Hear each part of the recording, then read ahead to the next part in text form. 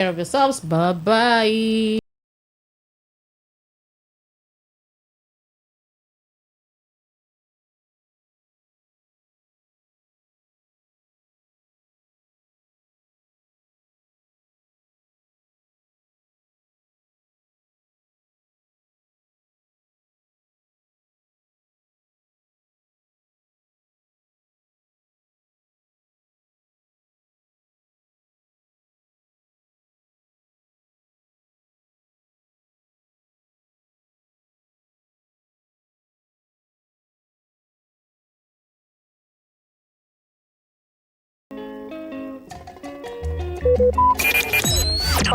Talk radio. I listen to a lot of talk radio.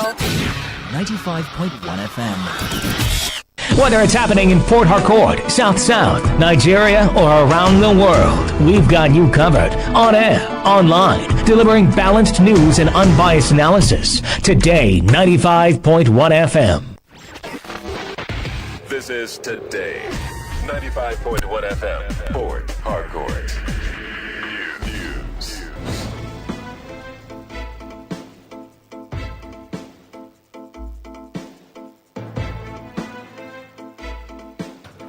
A very good evening to you. This is World News and Premium Talk Radio, Today 95.1 FM, Port Harcourt. I'm Rona Agbara. First, the headlines.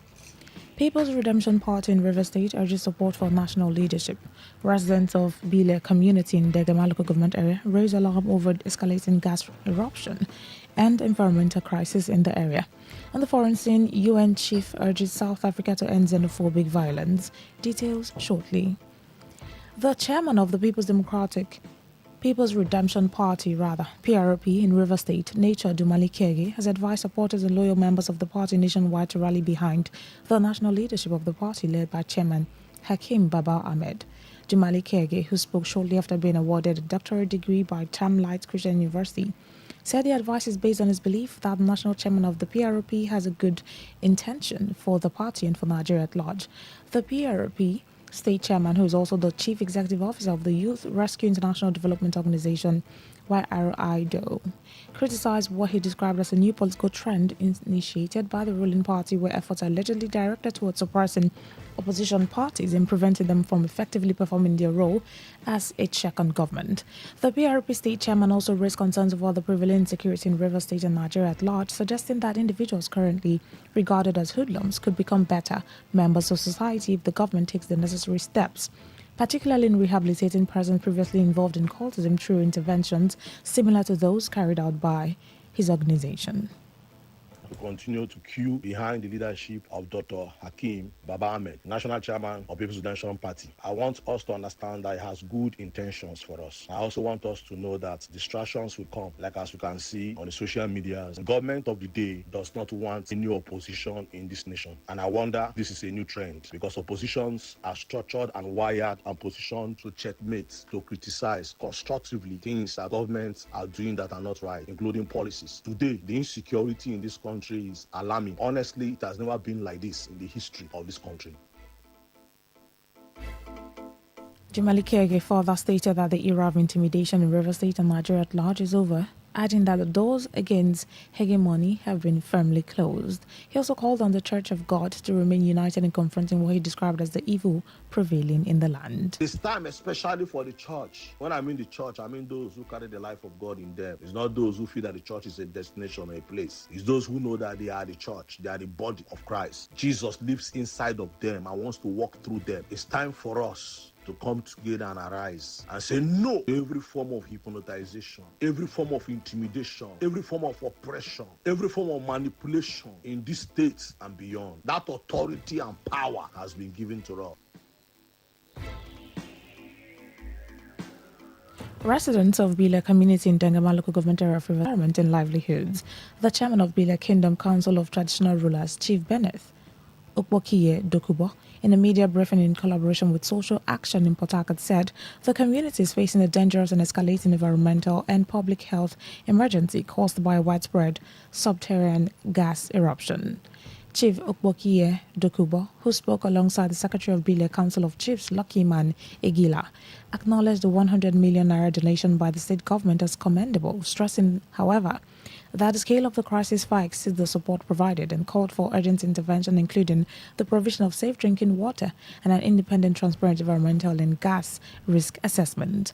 They also demanded the deployment of mobile health services screening and affected households, as well as humanitarian relief for affected households also, challenging the federal government to act decisively and transparently, emphasizing that the responsibility to protect citizens' right to life, health, and a safe environment is fundamental, and warned that delays or partial responses would only worsen the situation and further erode public trust. We acknowledge the donation of 100 million naira to the community by the River State government for palliative measures. While this may be commendable, however, we want to put it on record that the magnitude of the crisis being faced by the people of the Kingdom, both old and young, is much more than what the money can cover, even as a palliative measure. We challenge the Nigerian government to act decisively and transparently. The duty to protect citizens' rights to life, health, and a safe environment is not optional. It is fundamental. Delays, silence, or partial response only deepen harm and erode trust.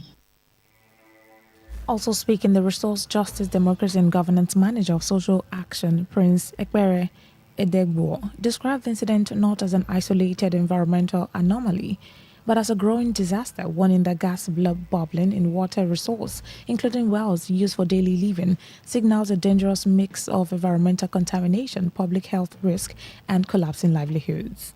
This report brings to light in clear and urgent terms what the community has long been experiencing but has not been adequately heard. When the team from Social Action visited Bile Kingdom, they did not just encounter statistics, they encountered human suffering. The scale of the crisis was so profound that the team felt compelled to document what they saw. What will be shared publicly is a 5-minute documentary compressed only for the sake of time. But let it be clearly stated, what is captured in those 5 minutes is only a fraction of the reality on ground.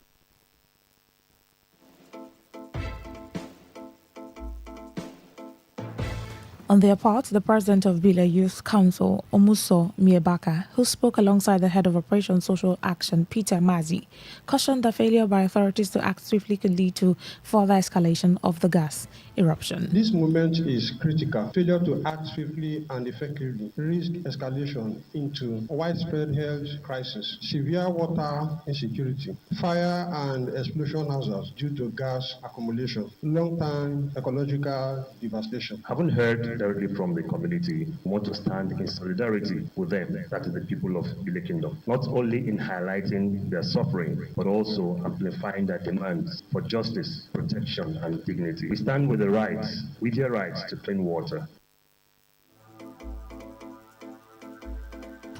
Today FM's Uchendu Radio reports that the eruption began in November 2025 and has since intensified, with clean water sources in the community reportedly turned black and gas still visibly bubbling in waters. Out of the 3 multinationals operating in the community, none has accepted responsibility for the incident.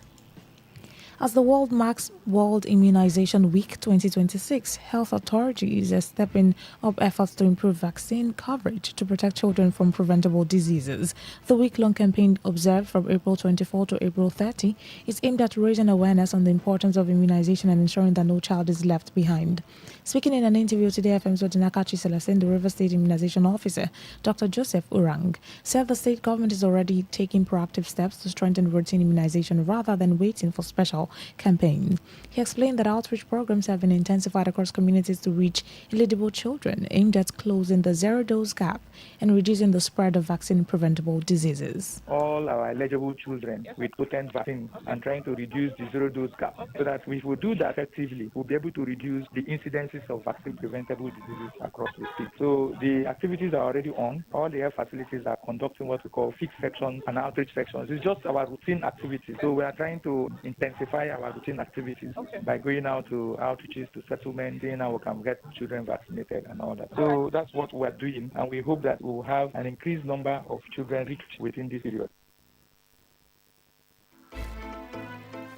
Speaking further on vaccine distribution, Dr. Uranga also acknowledged the existence of logical challenges, especially in riverine and difficult terrains, however noted that these challenges go beyond the immunization week and are part of broader healthcare delivery issues. He explained that the state currently operates in push system of vaccine distribution through local government channels, but revealed that plans are underway to upgrade to a push plus system to allow direct delivery from the state to health facilities, improving efficiency and ensuring vaccines get to every community. And of course, like every logistic system, you have terrain issues. We have a system of getting vaccine to all the various facilities, and we call that system the push system. And the push system has served us. We are thinking of upgrading from the push system to the push plus system, where we supply from the state directly to the health facility. But currently, we have an intermediary system where we supply to the local government, and the local government supplies to the health facility. And it hasn't failed us. So there has not been any stock out of any vaccination.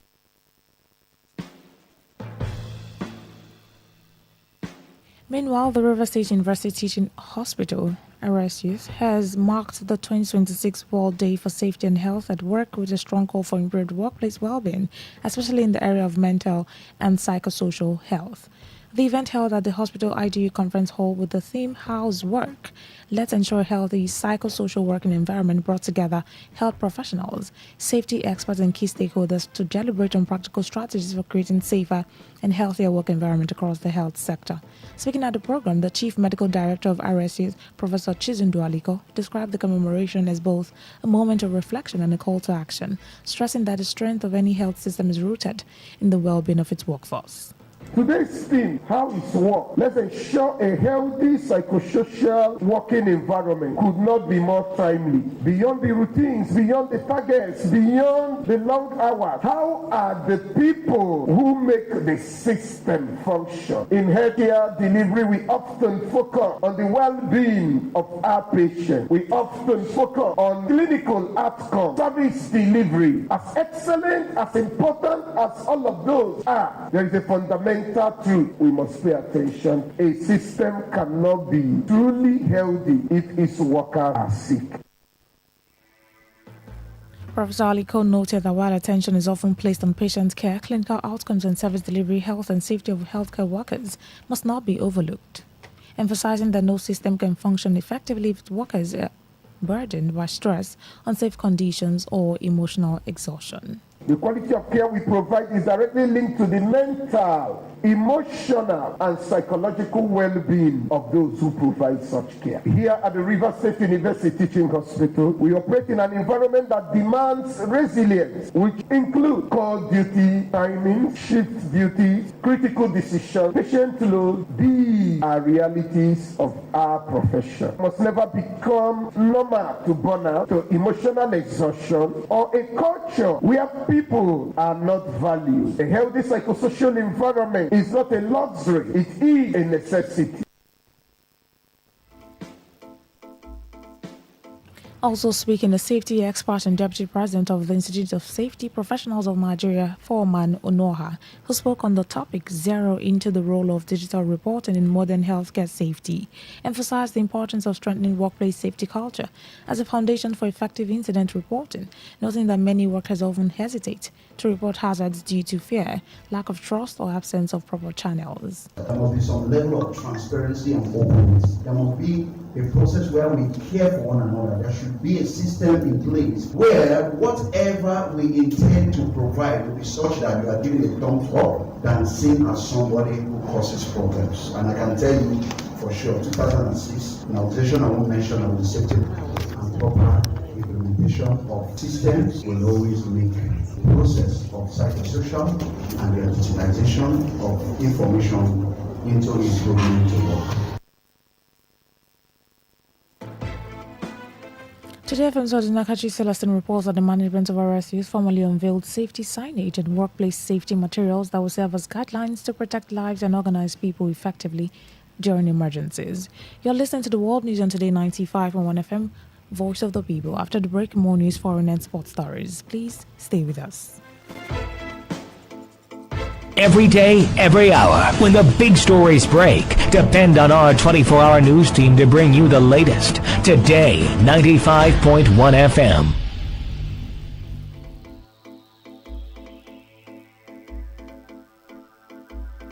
Thanks for staying with us now. The rest of our stories. The Hydrocarbon Pollution Remediation Project, HYPREP, says it's strengthening measures to protect both the physical and mental well-being of workers involved in the Ogoni cleanup, as it marks the 2026 World Day for Safety and Health at Work. In a statement signed by the project's coordinator, Professor Nini Barinizabe, HYPREP highlights the need to go beyond physical safety in addressing workers' mental, emotional, and social welfare. The agency noted that since the launch of the Ogoni cleanup in 2017, following recommendations by the United Nations Environment, passed 9 million man-hours without recording a fatality. Describing the milestone as a reflection of strict safety compliance, continuous monitoring, and collective responsibility among workers and stakeholders, social risk at work. Citing data that showed hundreds of thousands of deaths annually linked to stress, poor work conditions, and job-related pressures.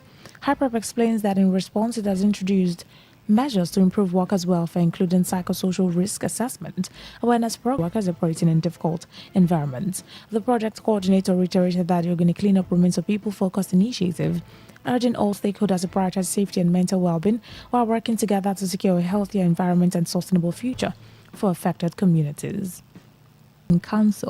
Council of Chiefs and the entire people of Ogbele community in the Nahoda East Local Government Area of River State have congratulated their illustrious son, High Chief Salvation Ezegwogwo. Confirmed. High Chief Salvation Ezegwogwo was crowned as the Igu Ekpeye I by Eze Ekpeye Lugbo III. Akalaka the 12th, His Imperial Majesty Ambassador Kelvin Ngozi Anugwo. A statement jointly signed by High Chief Prince Chiwetu Ezegwogwo, Nyeweli Community, and Paramount Ruler, the acting Ezewela Ogbele, Chief Nathan Amuso, and the CDC Chairman of Ogbele Community, Chief Kelvin Ebenezer, expressed delight at being associated with the well-deserved honor, noting that the title reflects his personality as a philanthropist per excellence. The statement highlighted several of his philanthropic contributions, including sponsorship of individuals from secondary to tertiary education, construction of town halls, church auditoriums, personages, provision of medical care, and attraction of infrastructural development to Ekpeye communities and beyond. They also commended the Ekpeye Supreme the choice to while congratulating Eze Ekpeye Lugbo III.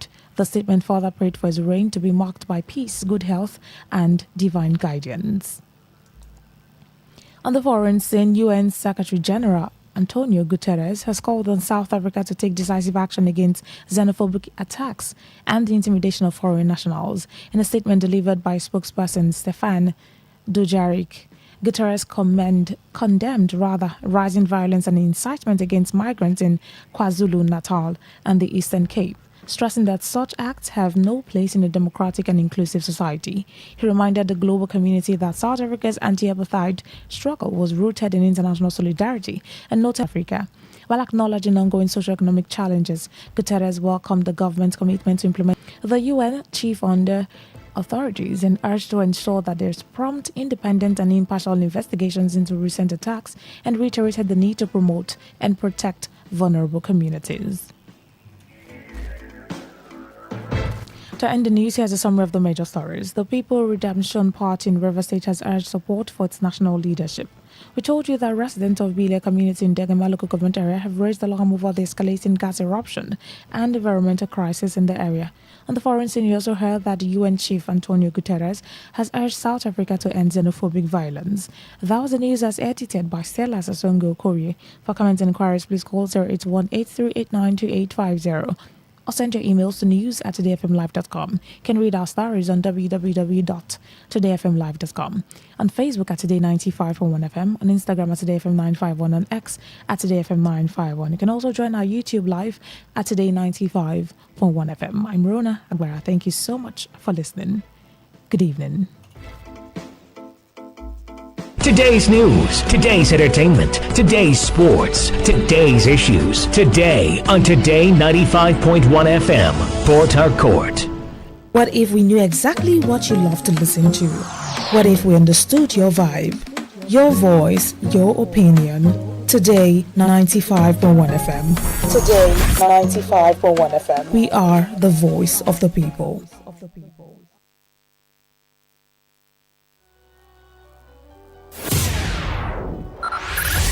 5, 4, 3, 2, 1. Let's take you into a realm, another dimension, a reality of higher intelligence, discovery, and quantum possibility. Tune in every Monday, 1 p.m. to 2 p.m. on this station and be part of this journey as we address issues that relate to you and your tech life. It is today's Tech Show on your premium talk, news, and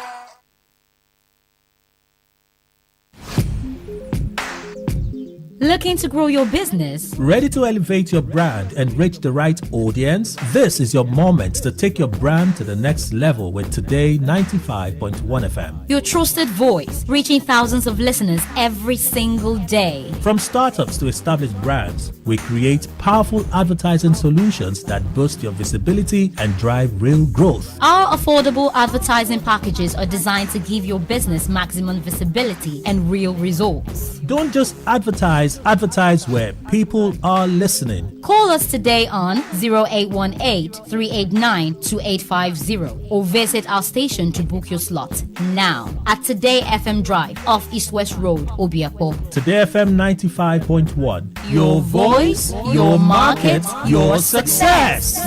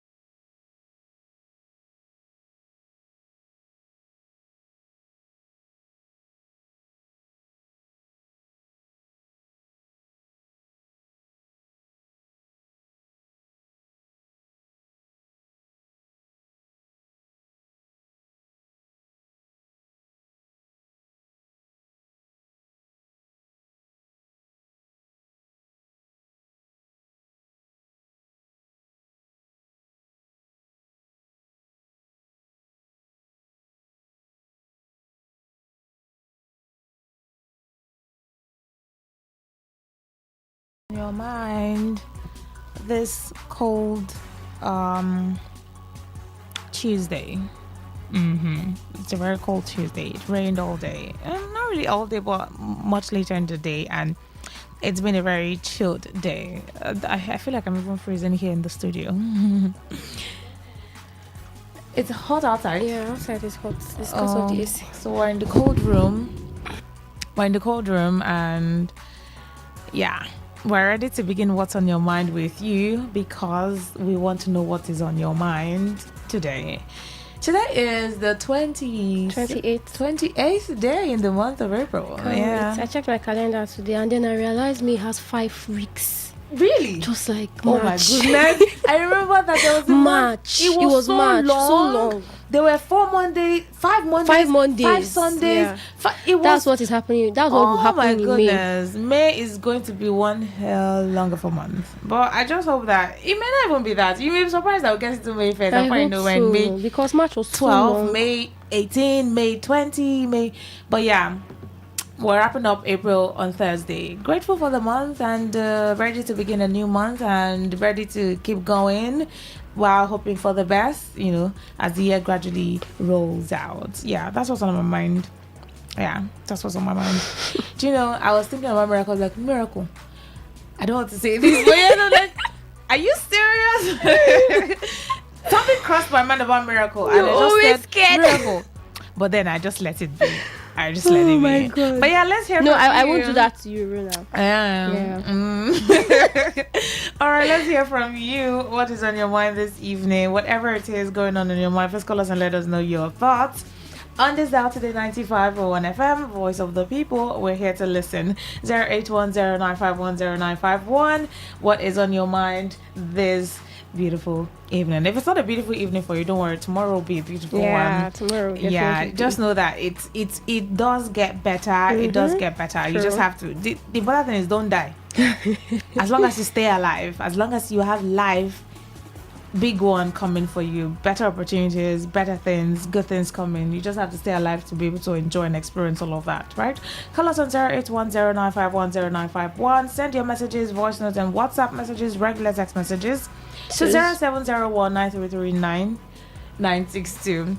But yeah, if you received this compensation from MTN, you've been talking about these things since yesterday. I haven't. That means you've had good network all this while now. Have I? I've not really been using my that I've experienced when I say poor, of the poorest of the poor. I think in the category of I just know your area. My area was might part be your of it area. too. Because I think like my area restricts network. I don't know how it works, but the moment I get into my gate, it's like my network is telling me bye. But still though, it wasn't this bad. I mean, I've been in that area for a year plus. It wasn't this bad. Yeah, I've been in that area for more than a year. If not even more than a year. It's not this bad. It has not always been this bad. We just get like, the network fluctuates, comes and goes. But this time, I'll be seeing the network bar, but it's not working. I can't do anything.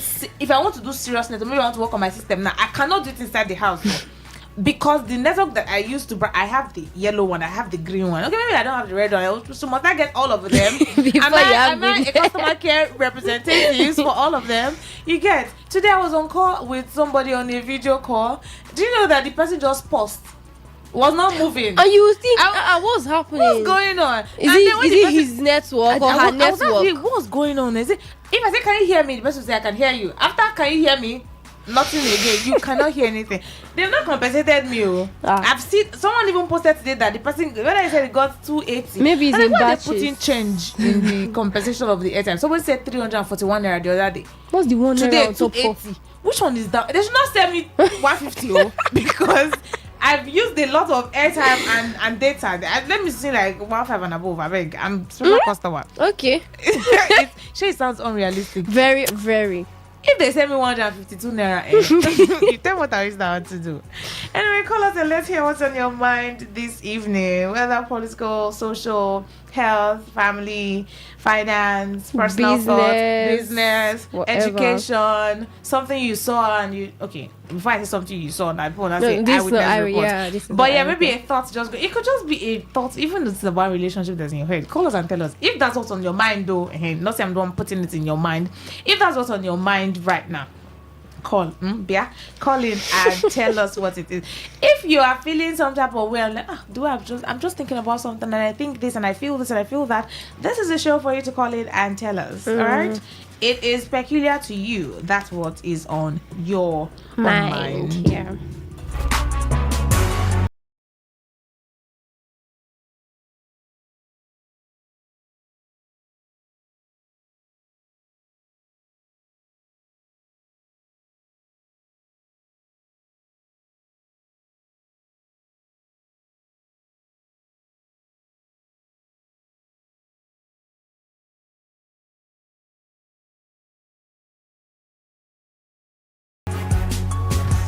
Hello, good evening. Hello, can you hear me? You're not taking your call, right? We're just talking about network and they are doing their thing. Network, please, not today, please. Not today, not tomorrow, not ever. Not ever. But it's okay. And you know the funny thing, why is it that when it rains, that's true, that's another thing. The network is usually really terrible. What's the connection with rain now and network? I have no idea. In some countries, thunder will strike, earthquake will happen, volcano will erupt, hurricane will do. You will still be able to call. You still be able to do things with just small connectivity. Rain. This one, let the weather just become dark. Bam! They have disappeared. Hello, good evening. Good evening. Hello. Yes, good please. Evening. Welcome. Rona. Yeah. Miracle. Good evening. Yeah, good evening. So now I don't have anything from mind, no. But I want to ask what of Faustina. Faustina is no longer with us, great. But she's doing good. Okay. Yeah. That's okay. All right. Okay. And you should have just said that Faustina is on your mind. That's also on your mind. You should have just said it that way. That I don't have anything on my mind though, but anyway, call in and tell us what's on your mind this evening. Don't forget to send us a text too. You can do that to 0701-9339-962. I'll be here to read them and listen to your voice notes as well. Yeah, let's take this one now. Hello, good evening.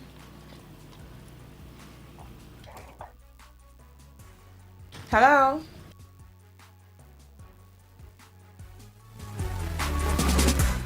Can you hear us? We've taken your call. Go on, please. Okay, your call dropped. See, I'm not the one dropping it. No, what she's saying right now, you dropped my call. I am not touching it though. It's your service provider. Hello, good evening. Yeah, evening. Welcome. Yeah. Is it Rona and This is Rona and Miracle. Yes. Okay, let's talk now.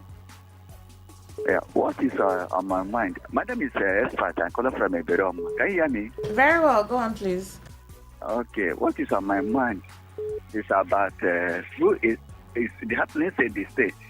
Who is in charge in our state, Rona? Who is in charge in our state? Yes, as a governor. You don't know? Who is our governor? You know now, so why are you asking again now? Are you looking for my mouth? Why asking? It's because of the way the administration in the state is going. I cannot tell. Everything is standstill. Nothing is going. That's why I asked whether the man have accepted the sharing formula about the former governor of the state. Okay. Hello, good evening. Good evening. Hello, good evening, madam. Welcome, sir. How are you? My name is Gordon. I'm calling from Rumebele community. Okay, go on, please. What's on your mind? What is my I hope people talk about my church. The government is trying. This Rumebele is over 15 years.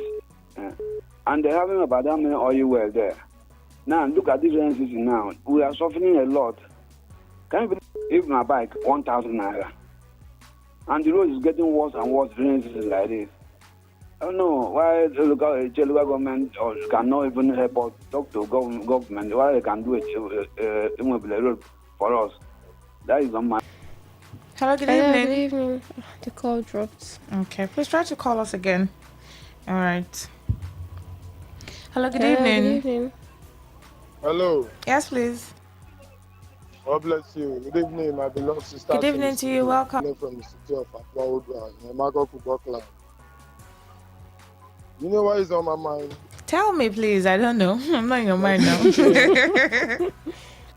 How you and I will join hands to bring life Fubara to continue the good work that is doing.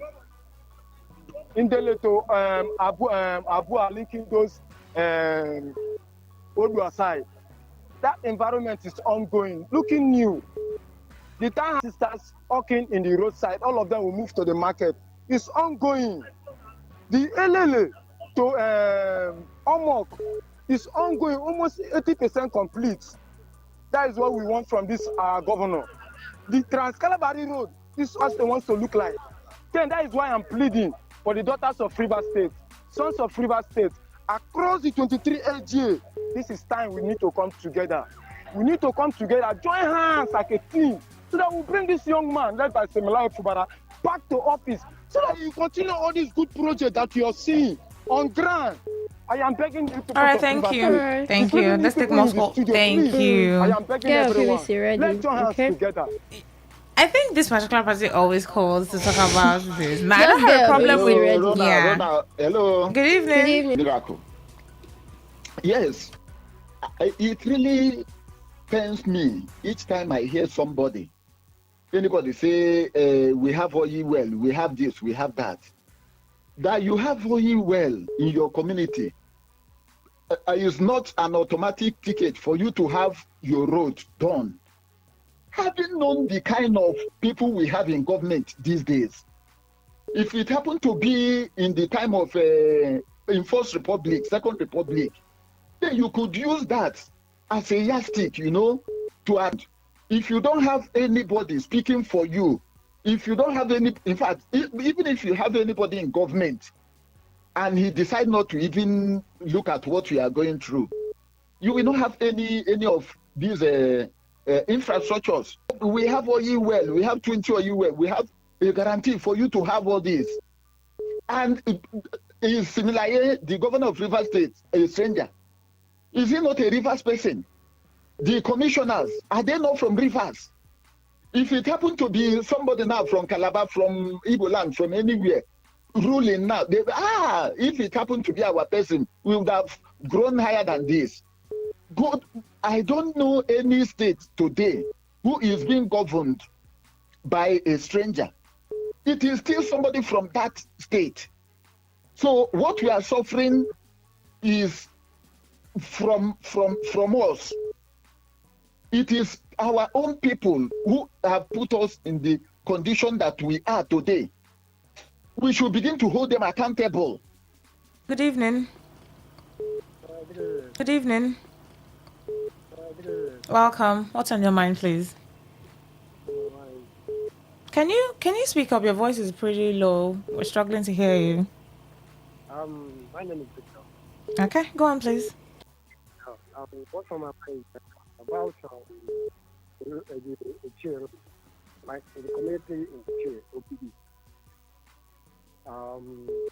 That area, I want government to help us. I know in my community, I complain about light, but we can't get to it. They are giving us light.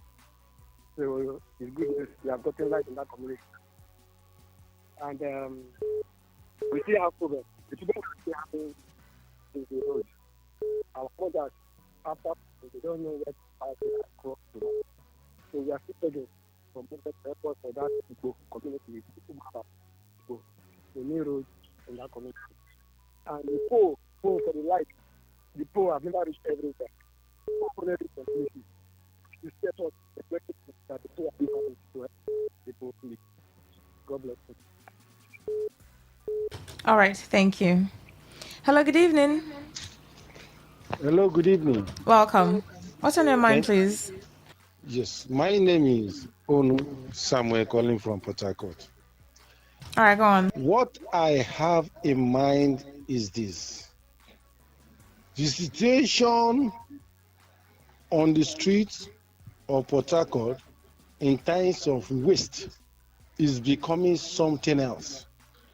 It's alarming, and I want to call the attention. This is public notice. I want to call the attention of the executive governor of Rivers State.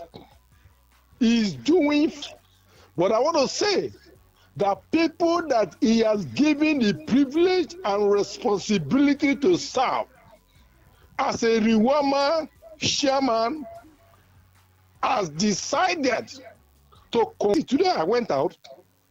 Instead of people to blame one of CK for not doing his job, they are calling on the governor, challenging the name of the governor today. And I have to correct them. So I am appealing to the executive governor of Rivers State. If one of CK is not willing to serve his father's land, I want to compromise his time to defend the city of Port Harcourt, to defend the face of Rivers State. The governor should give him a sacking letter with immediate effect. We don't want anybody that want to compromise. You've told us what's on your mind already. Okay. Yes, the earth status of Rivers State cannot be compromised. Thank you. Thank you. So about this waste thing, they've actually started. I was going to ask him what's his area, because they've started. Maybe it's slow. Yeah. But in my area, they've cleared everything. I think that it's moving. It's going to move gradually. I know that there are lots of expectations that let them just go in full force and ensure that every especially place since the governor has already distributed some trucks. Exactly. So they should just be doing it. They should not rest. Just be packing all the refuse, evacuating it. And now that the rains are here, the rains are really here. Yes, it will make. Do you know that when they rains, I'm like, oh wow, this is the warning they told us that is going to come.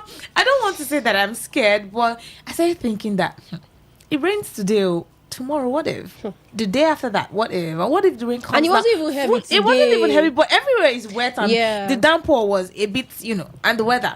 And I think that it's also part of the reason why a lot of persons are complaining more about the death in Rivers State and Port Harcourt, because it makes it messy. The site is an eyesore. The smell is bad. Everything. They should just do more, increase the pace, and do it faster. Hello, good evening. Hello, good evening. Yes, please. Yes. What is in my mind is when people are blaming one of CK for not clearing the refuse, whereas the governor has refused to put out his proposal, this budget. So the money has finished. You cannot spend more than your budget. People don't know this. Budget for what exactly? For budget for 2026. So what they are doing, they are just managing small internal, small, because there is a certain amount you can spend within the DC. But if you spend more than that, you will be in budget trouble. For 2026. Does that have anything to do with this waste? If he had presented the budget, you would have seen work. Contractors will be up and doing. So, in as much as the budget has not been passed, so where do you get the money to spend? You cannot spend more than what you have. And that's why you see all these things.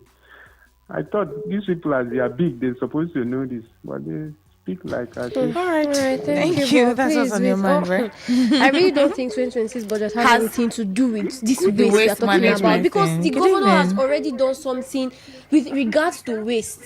He has already distributed some waste trucks. Good evening. Good evening. Welcome. I want to correct the last caller.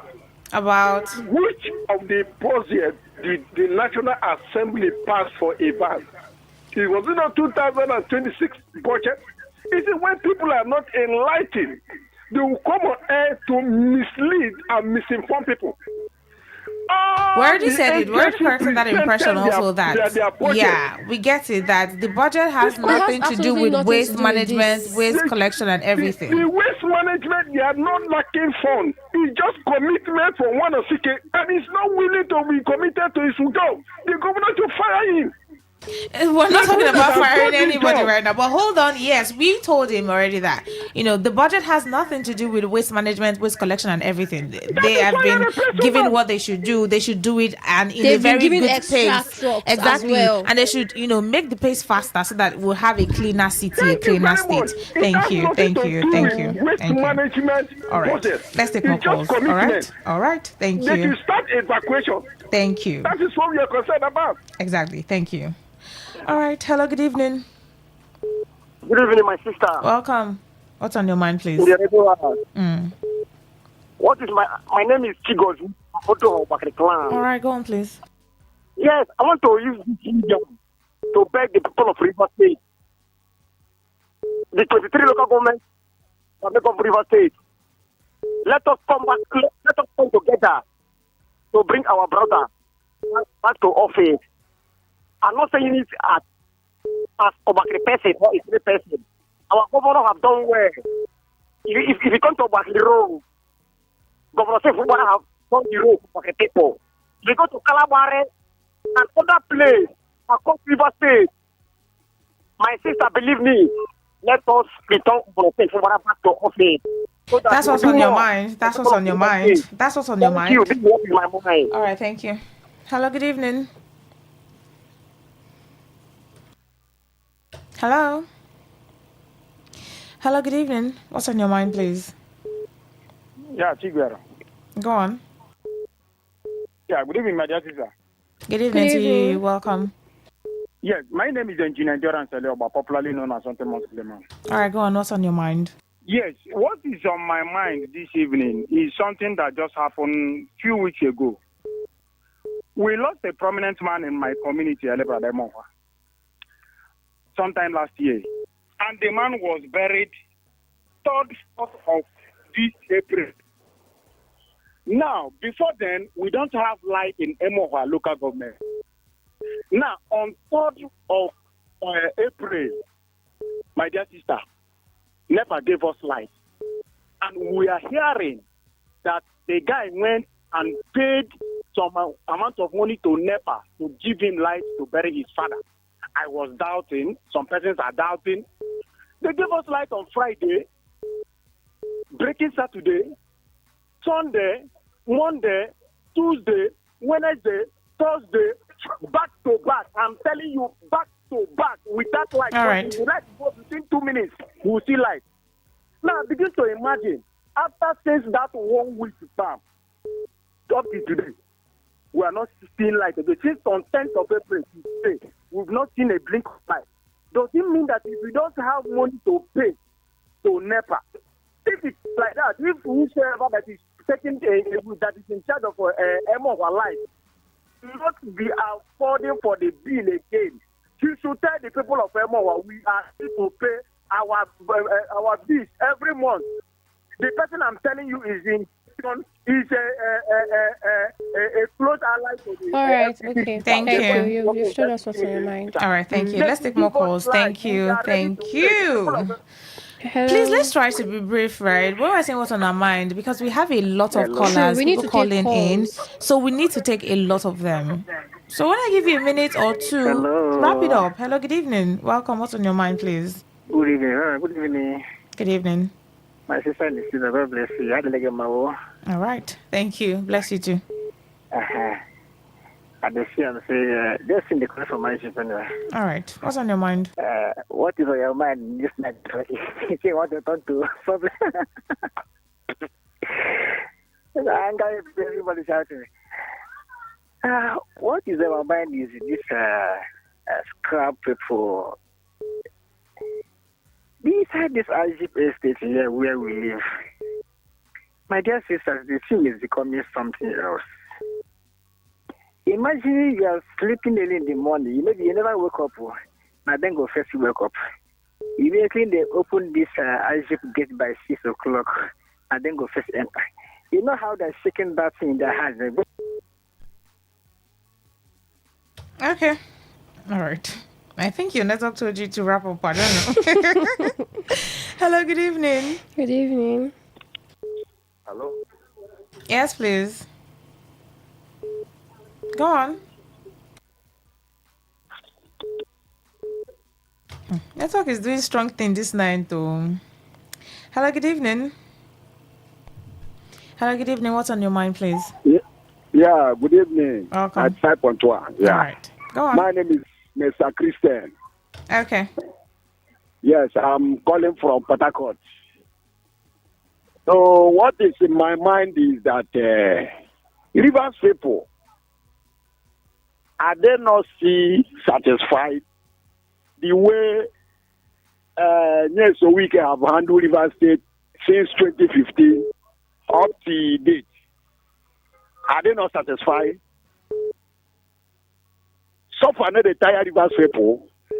I want the Rivers people to come together and they remove this Nyeso Wike administration and they bring a major administration in the That's in what's this on Rivers your mind, State. right? You said what's on your mind. Yes, that is what is in my mind, so that the Rivers State will be more than Dubai. Okay, Will become thank you. Will be more than Dubai. All right. Rivers people, are they still sleeping? Okay.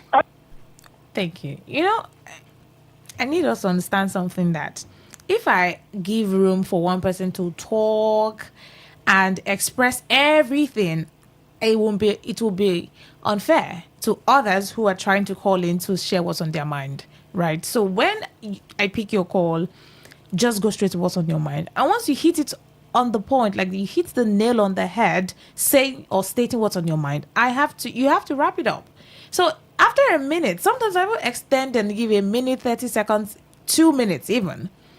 When I start telling you thank you, okay, thank you, you should know that I'm urging you to wrap up. And if you're still talking, I'll just have to drop and take other calls, because if I allow you and someone is trying to call in, would it not be unfair that one person is talking for 3, 4, 5 minutes while others are trying to get in? So let's help each other. Help me to help you. Help us to help you. Hello, good evening. Good evening. Welcome. Thank you. My name is Paul. I'm calling from Romogo. All right. What's on your mind, please? The thing is, there are two things on my mind. I'm calling up the people who are in charge of these flyovers in River State. The one at the Rumokoro on top there, the road, the slab divider, the thing don't chop, and that has been there almost a year. One day, truck will miss road on top there and fall down on top of people down there. Because if we are coming down a little, like we are going to trouble on top, if we enter that wedging on the rail of the bridge, all right, and thank if we are you. down there, the kind of noise we hear is too much. Then secondly, the dump site at Obrikwele Airport Road, that place is something else. The smell there is something else. If we pass there, I think it's not. They're supposed to close that airport road for now, because the head has that around that new estate, the government new estate is too much. Okay. Thank you. All right. I'm sorry we can't take any more calls. It's almost 7 p.m. and area talk begins. Here. Yeah, so let's just do messages and then we'll wrap up. Good evening, Rona Miracle. What's on my mind is the way some Rivers people are campaigning for Governor Sim, even when it's not yet time. Secondly, Samuel Wonosike is not the problem concerning waste management. If governor mobilizes, work will go on. DK from PH. All right, but there's a voice note here, but this voice note is more than 1 minute, so it's not possible for us to take this voice note. Can't take that. Thank you all so much for joining on the show. Area Talk comes up a few minutes from now. Please stay with us. Area Talk, you can call in, and please, when we open the phone lines for Area Talk, it's no longer what's on your mind. We are done with what's on your mind. So you don't call on Area Talk and you're talking about what's on your mind, okay? Thank you all so much. Good evening.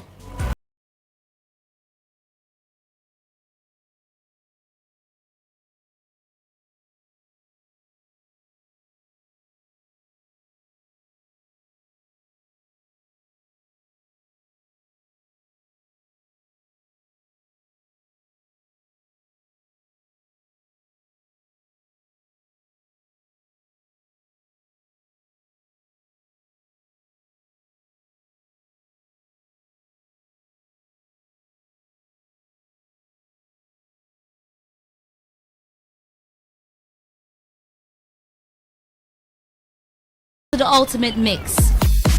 Today's quest, today's connect, today's hustle, all on one station.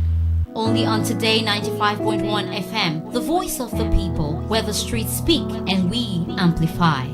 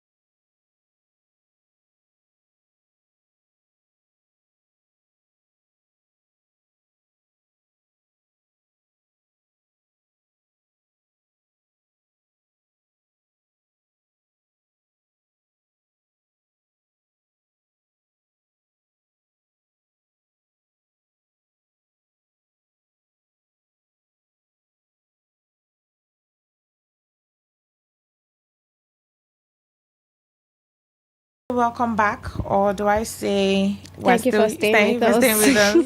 But yeah, thank you for staying with us, because I know that you're still right there on your end, locked in on this Today 95.1 FM. You know my name, you know Miracle. Okay, I just mentioned Miracle. It's Rona here too. It's still Miracle here with Rona. Yes, and this is Area Talk. There'll be time for you to talk about the things in the area. And where is the area? River State. Port Harcourt, River State. So every corner in River State, any issue that we think, we want to talk about, that we bring on here to talk about, you have an opinion on it, you call in an Area Talk, and we talk about it. Now, before we get into this, what's on the table, you know, Miracle, the work environment sometimes can really be a lot on workers. Yeah.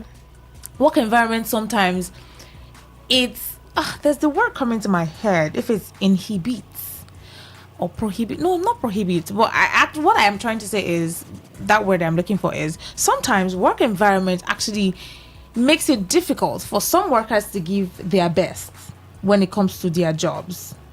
There's some work environment that are toxic. When I say toxic, like when you wake up in the morning. I've never been in a toxic work environment. I don't hope to be in one. I don't pray to be in one. I'm not even sure I can survive in a toxic work environment. How toxic her work environment is. She said she had to leave. Because that's the best thing. Eventually you have to. Because how can you hold, if you decide to hold on, you will lose your mind at some point. Yeah. You might even be very disrespectful to your boss at some point. Yeah, because you can't hold it in anymore. There may just be an outburst of so much emotions and anger bottled in. So we're just having this chat because it's connected or related to what we're talking about this evening, right? The work environment, workers, the mental, social, physical well-being of workers, and work environment as well. If you hear some people's stories of how toxic their workplace is, you would wonder, like, how do you even breathe there? There's some places where you work that if you breathe too much, it's a problem. If you breathe a certain way or you cough, why did you cough like that during the meeting or something like that? It's as though the work is literally holding you on your throats and telling you you can't do anything about it. It's not something I even wish on anyone. And I say that to say this. River State University Teaching Hospital marks World Day for Safety and Health at Workplace. Now, we're not looking at just it's River State University doing this or marking World Day for Safety and Health. We're not particularly looking at it from the health sector or angle or aspect or perspective. We're looking at it from general perspective of safety at workplace. And now the theme for the World Day for Safety and Health at Workplace is how is work. You see that thing, how is work? Some persons, if you ask them how is work, be ready to listen to 3 hours venting album. Some persons, if you ask them how is work online, ready to listen to a 12 minutes voice note of how work is. Some places, some workplaces are that bad and difficult to navigate. So this World Day Safety and Health at the Workplace, the theme is how is work. Somebody, please, when you call in, ask me how is work. Please, when we open the phone lines, ask me how is work, because this is the theme for the World Safety and Health at Workplace. And then I'll ask you to how is work. And that's why we're going to ask the question of how would you rate work environment and work in River State? How would you rate work environment and workers in River State? Because in states like Lagos, Abuja, big cities, Owerri, if you ask some of the people who reside there, who work, live and base there, they may tell you that working environment in Lagos State is so hectic. Up in Lagos, and you say, let me call my guy in Lagos State. Oh, please, how is work environment in Lagos? How is it like? Is the environment good, conducive, and everything? And how are workers faring in Lagos State? Both public and private sector. So we're doing it in general, right? both public and private sectors. Some persons will give you story of work in Lagos, the work environment things. Are you ready for bus? Can you stay in traffic? Even the traffic, Can you deal with but the thing is that most places in Lagos pay well, so you're just stuck. There's also the financial you don't benefits, have the option right? of living. Some persons ask them how is work in Lagos or the work on timelines. Can you meet targets? It's just their own terrain. Now here in River State, we would want to know how you would rate the work environment here. Public sector, if you work in the public sector or in private sector, you just call in and let us know. Now in any area, it could be education. If it's education, how is work environment in schools? If you're a teacher, if it's in the health sector that you work in, how is the work environment with you over there? I mean, how is it like working in the health sector? How is it psychosocial working environment? Exactly. There's also that part. Is it playing with your mind? Is it dealing with your mental health minus 0.1? Are you about to lose it? Are your colleagues giving you a hard time? Yeah, are your colleagues giving no you space to breathe? You can't just be yourself. So we're asking that question because it's important that as our River State University Teaching Hospital marks the World Day for Safety, it's not just about the health sector alone. It's about work in general. And the theme says, how is work? And then it also talked about it's a strong call. They did this to give a strong call for improved workplace well-being, because it's important that if you, the worker, and the work environment is not conducive, how can you deliver on your job? True. If your well-being is not guaranteed and the workplace environment is choking, you can't do your job so well. Imagine a doctor that maybe the environment is just a lot of too much stress. Maybe your colleagues, nobody to even replace you after a shift. So you have to do double. Yeah, you have to do like doubles. You have to overwork, overdrive.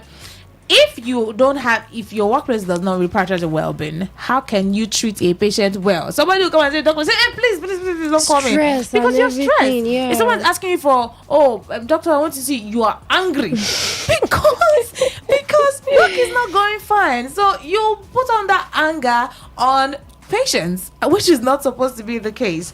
And then it's also a call to ensure that there's improved workplace well-being, especially in the area of mental and psychosocial health. So the theme says that how is work, and the theme also says let's ensure a healthy psychosocial working environment. So all of this put together is what we're bringing it on here to ask you how you would rate work environment and workers in the state. Imagine a teacher who works in a very toxic environment. Yes, and teaches like 5 subjects. Let me not exaggerate. Yes, now their teachers will do 5 subjects. 6 subjects. Yeah, and then you start to rub off on your exactly. Your you might just get to class and you write mathematics. You just write 2 lines and you're done, because if you can't somebody asks you a question, you just get angry. Auntie, I don't understand. Come on, bring your hand, bring that kid. You are flooding the person. When I was in school, there are some lecturers I cannot ask certain questions because they say they're not paying me for that. Why are you asking me? Your textbook, go and read your own. They don't want to. They can't pass on that knowledge to you because they are not even. The workplace is not friendly or conducive. They are not even happy. Their mental health is at stake. Let's ensure a healthy psychosocial working environment, because disturbed, if your mind is not calm and settled, if your nervous system is worked up, you can't do well. No matter how good you have a job, you can't give in your best. You just start to make mistakes. You just be making errors and mistakes and blunders, because up there is what controls your whole body. It's not up, you're not fine up there. So how do you deliver down here? Let's read the news very quickly, and then we would talk about it and hear from you too. So now, not just the health sector, education, wherever it is that you work, banking, finance. Someone that he doesn't really work in a bank, but he does administrative work for his firm, and he does all these transactions. He told me that on a particular day he was so stressed, worked up, his boss dragging him left, right, center. He was supposed to sign a check, and he made a mistake. Huge mistake. Huge. And that could cost the company a lot, a firm a lot. You're not because his psychosocial is especially messed bankers. Up. So whatever sector it is that you work in, whether you're a banker, you're a teacher, you're a lawyer, you're an engineer, you're a doctor, you're a pharmacist, even drivers, you're a driver. Yes, that's also your work. More change most times. It has happened to me because they're not fine. See, do you know some of these drivers in unions, they are being victimized? There's some of these drivers that in their union, because their union is their work environment too. So they can't speak up. They can't, if they have any inconvenience or difficulty, they can't talk. If they talk, they shut them down. That's also your work environment. Especially with the whole task force around that area. You the have to give several that are persons. oppressing all of them. That's your work environment. So wherever it is that you work, whether you're working in the public sector or the private sector, please, you do well to call us and tell us. Judging by the theme of the World Safety and Workplace, how is work? You call in and tell us how work is, and just be honest about it. How's your working environment, and how is it like you as a worker working there, the psychosocial aspect of it, your mental health and everything. Now, if you want to stay anonymous, maybe because you work in a public place, you don't want to mention your name, but you want to still talk how work is and let us know. And you don't have to call the name of the company. You don't even have to mention the place that you work. We're just looking out for the well-being of our because of the topic that we're talking about tonight, right? So let's just read the news briefly, and we can have you call in and join in on the conversation. The River State University Teaching Hospital, RS Youth, has marked the 2026 World Day for Safety and Health at Work.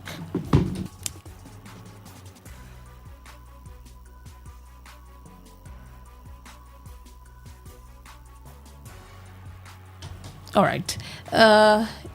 The Day for Safety and Health at Work was a strong call for improved workplace well-being, especially in the area of mental and psychosocial health. The event held at the hospital Edu Conference Hall with the theme, How is Work?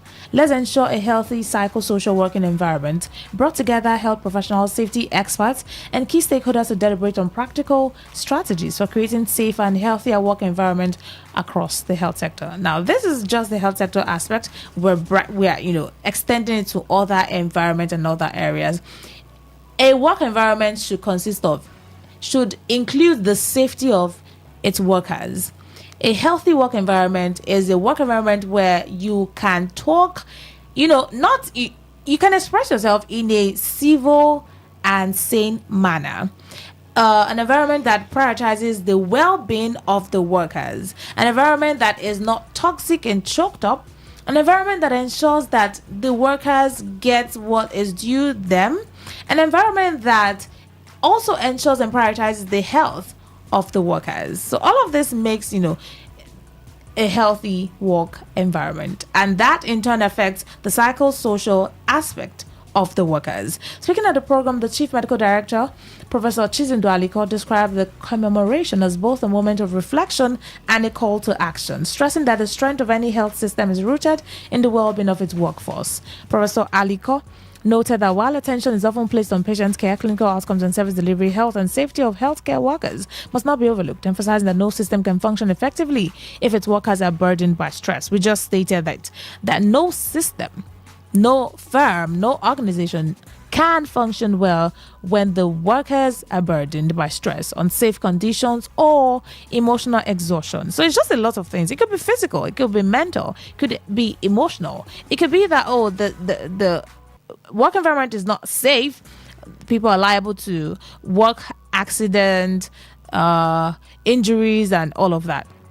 Also speaking, the safety expert and deputy president of the Institute of Safety Professionals of Nigeria, Foreman Onoha, who spoke on the topic, zeroing into the role of digital reporting in modern healthcare, emphasized the importance of strengthening workplace safety culture as a foundation for effective incident reporting, noting that many workers often hesitate to report hazards due to fear. Why should a worker be afraid to report hazard in a work environment? If you work in a place where if something goes wrong or there's an hazard and you cannot report it because of fear, you should already know that that is not a healthy work environment.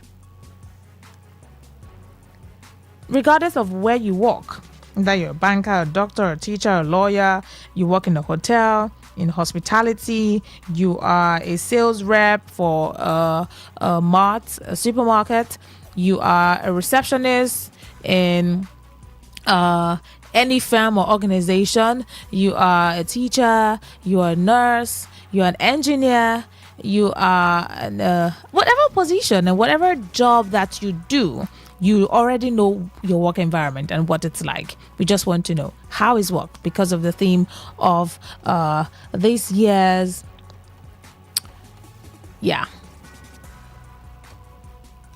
World Day for Safety and Health at Work. Yes, it should be a priority as much as every other thing, as much as the finances in the company, as much as the organization is. The health and the environment, the work environment is also very important. Living a toxic environment, regardless of how much they are being paid. Some persons, if their mental state is not catered for or looked, catered to, they can just up and leave. I have a friend who just resigned from our workplace. He said her boss doesn't give her a space. No breathing space. As they enter the gate, they collect their phones. Are you serious? God. So it's almost like you're going into, and it's a school, Rona. A school. So you be in the school and you can't connect with anybody. You can't. You don't know what's going on outside world. It's almost like you're going to prison now. Because what do you mean? So if there's an emergency in the house, you can't call. If there's somebody that you need to call urgently, if there's someone that you need to, that's how you enter. So what if something happens in your house and there's a fire? Your phones are seized in a school. A private school, I guess. Even if I'm guessing it's a private school. That's why the owner would make rules like that. And the salary is not even up to that. It doesn't even measure up to the standard that they do. You see all of that. She tried to put up because of bills and all that, but she couldn't do it anymore. But she just had to leave, even without finding something else. She just wants a peace of mind. And do you know what's worse in this story? Human did not pay her for that month. She deliberately did an entire month so that she can leave and get her paid at the end of but the they month. Didn't give her the money. The woman said she was leaving. It's a wrap. Now, zeroing into the role of digital reporting in modern healthcare safety emphasized the importance of strengthening workplace safety culture as a foundation for effective incident reporting. That many workers often hesitate to report hazards due to fear. Imagine something goes wrong in your company. You can't tell your higher ups because you're afraid. That already shows that you're in a toxic workplace. Why can't you speak and say, oh, this thing happened or this thing happened, please let's fix this and let's fix that. This is going to be really dangerous for people who work in the rig. Because you can't imagine that. Because some of them get into work accidents. That some persons may even lose their life if care is not taken. And because of fear, you had something that maybe you're dealing with electricals and wires and something, there was a spark. Heavy metal. Heavy metal too that could fall on somebody and is gone too soon. Call to glory. And you're afraid to report that, oh, there's a breach in circuit. I'm not an engineer. I don't want to believe it applies to those people because it shouldn't. Even your life is at stake. And when we say safety in the workplace, it's not just about only those who deal with electricity and fire and heavy metals. Even in the simple job that you do, even if you're a teacher, safety is also important. Wasn't that last week we talked about 2 weeks ago about a school that the bookshelf was old and rickety and then it collapsed on the child. That's also safety in the workplace because you must not be dealing with fire and electric and wires before you would say, oh, there should be work safety and they should prioritize work safety in the work environment. Oh, it's wooden chair now. Wooden chair cannot break and what if I'm sitting on the chair and it breaks and and maybe nail from the chair. There's a nail on the chair and maybe I'm afraid to report that please though, this chair is already bad. Let's get a better chair because of fear of the environment is not safe. I cannot report to say this chair is bad. Please let's fix the chair. And I've been managing it. So the day I will make you report. I may sit on the chair one day and the nail just enters my leg. Tetanus have entered though. That's that. They used to amputate people's legs like that. You think it's a joke, right? So it's not just about only very serious. Every job is serious. I don't want to say very serious jobs and not every job is serious and important, and safety in the workplace should be a priority. In schools, even in the classrooms, in the banking hall, in the hotels, a supermarket, a firm, a law firm, an organization, a cement factory, bus drivers, motorcycle riders, whatever work that you do, safety in the work environment is important. You say I'm a driver, safety in work environment. You should ensure that your vehicle is in good condition before you put it out on the road. If you belong to a union, your union should ensure that everything that is required to ensure that union is up and running smoothly, and the workers or the drivers or people in that union are catered for should be priority. Now, there's also lack of trust or absence of proper channels. That's also an issue. If there's no proper channel to liaise with, to give your concerns or send your complaints and concerns to, then how can the workers really deliver on their best? Now, today, FM's Odinaka Celestine reports that the management of the RSUTH formally unveiled safety signage and workplace safety materials that will serve as guidelines to protect lives and organize people effectively during emergencies. There should be emergency things at work to ensure that, if there's a fire, there's a fire extinguisher. Yes, a fire extinguisher should be there. Guidelines to protect lives and organize people effectively during an emergency. Say a fire breaks out. Is that the time you start running to get water to quench the fire? Where you should have put a fire extinguisher there in place in case of emergencies or fire emergencies. There should be something like an alarm in places where maybe, in the hospital now, say something is going on. You should have an alarm where you can hit and everyone is aware in the premises that it's an emergency and something is going on so people can get into safety. If it's a workplace that has an elevator, and it's faulty, the workers should be free and have freedom to tell the management or whoever in charge there that this elevator is faulty. It should be fixed. They should not be afraid to report some hazards that going on in the organization or the firm, because if they report, for fear of how can they start to say it. They should be able to report these things because it's important. What if a worker gets stuck there one day or something happens, the person gets in the elevator and doesn't come out or can't even get through? What will happen? Is it at that point they'll start looking for how to get someone to safety in that emergency? So all of these things what we're talking about. How would you rate work environment in River State? You work, people who work, you have people who work. Whatever job you do, we're not just talking about the health sector alone, wherever it is that you work, we want to know, because the theme for this year's World Safety and Health in the Workplace is how is work? Yeah. And then it says ensuring a healthy cycle. Yeah. Ensuring a healthy psychosocial working environment. We're opening the phone lines in a minute. So when we open the phone lines to join in the conversation, the first thing I will ask you is how is work? Now, if you do not want to share where you work, that's fine. If you don't even want to say what you do, the kind of job that you do, you can actually say the kind of job that you do and how work is and how you'd rate work environment there. If you work in the public sector and you don't want to mention, and you just want to, in summary say this and that, and you don't want to pinpoint a particular thing, that's also fine. But the essence of you calling is to tell us how you would rate work environment here and then workers also. Because a healthy psychosocial working environment is a healthy person and a healthy worker. All right? So, yeah. 08109510951. That is the number to call to be a part of the conversation. Yes, that's the number to call in to join in the conversation. 0701-933-9962. That's the number to send your messages, voice notes, and WhatsApp messages to. Hello, good evening. Hello. Hello, welcome. Good evening. Hello. Yes, please. Good evening. All right. I'll just do a commercial very quick for a minute. After the 1 minute commercial, we can start taking calls.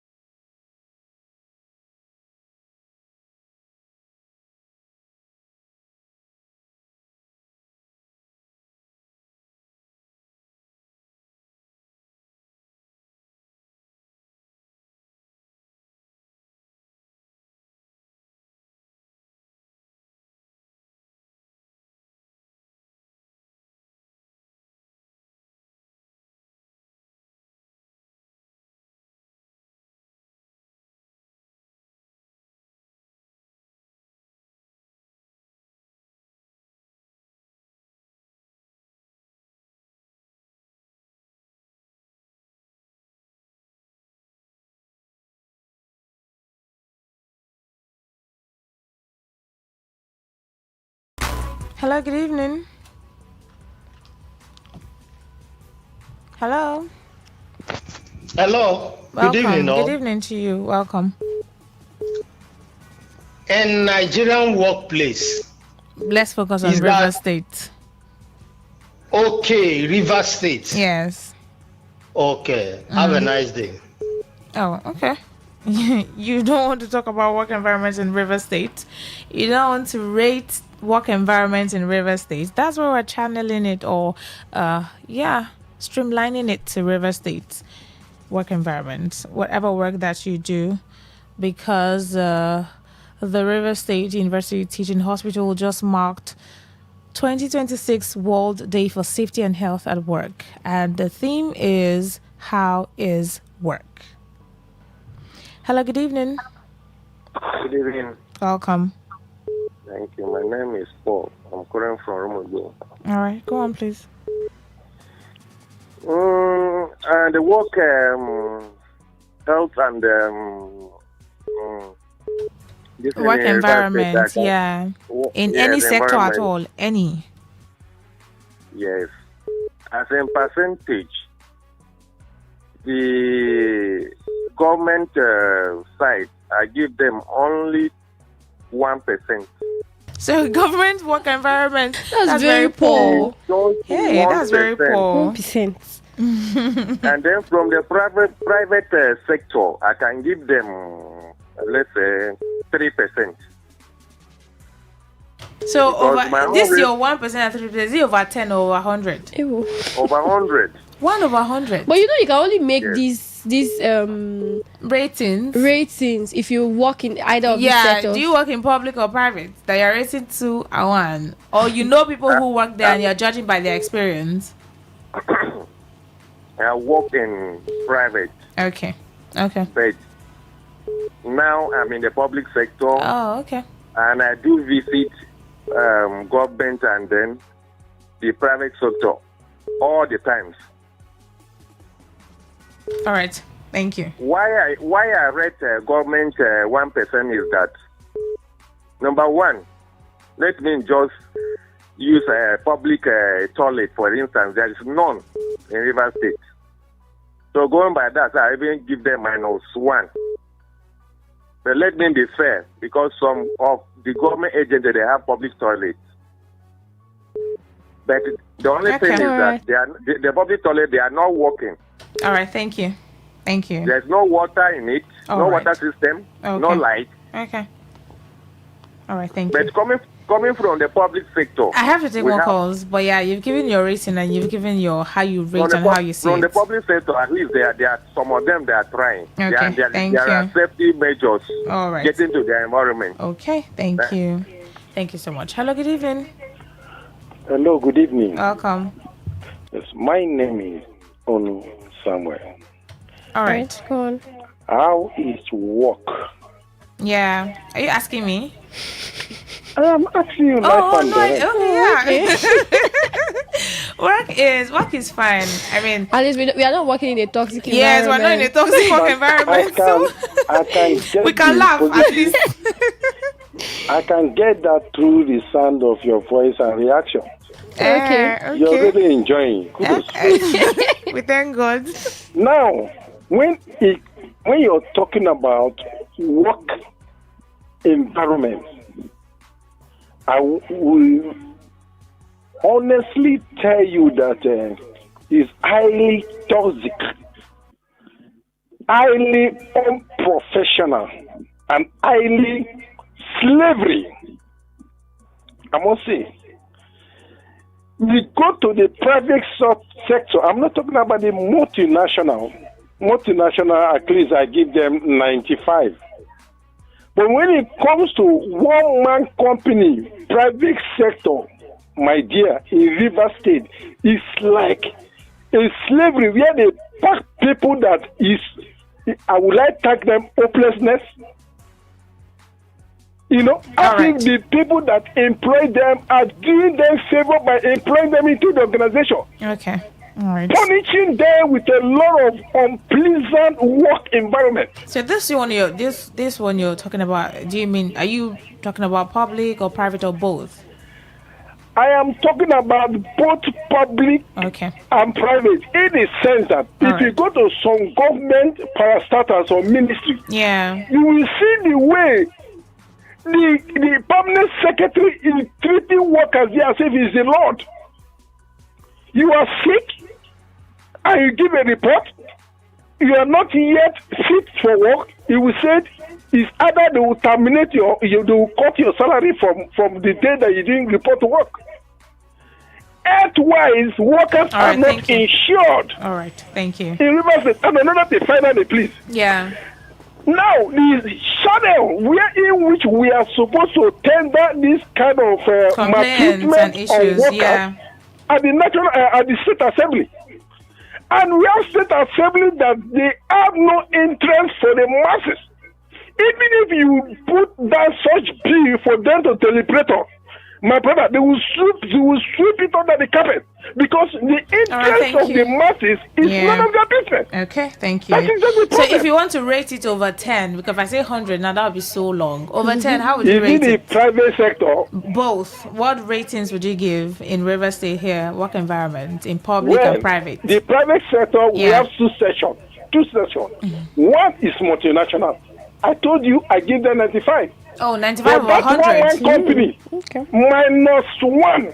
Oh, okay. They are not trying at all. All right, -1 is not -1 is zero now. You look into this one company. The slavery is too much. Thank you. They are enslaving the citizens and the residents of Rivers State because they employ them.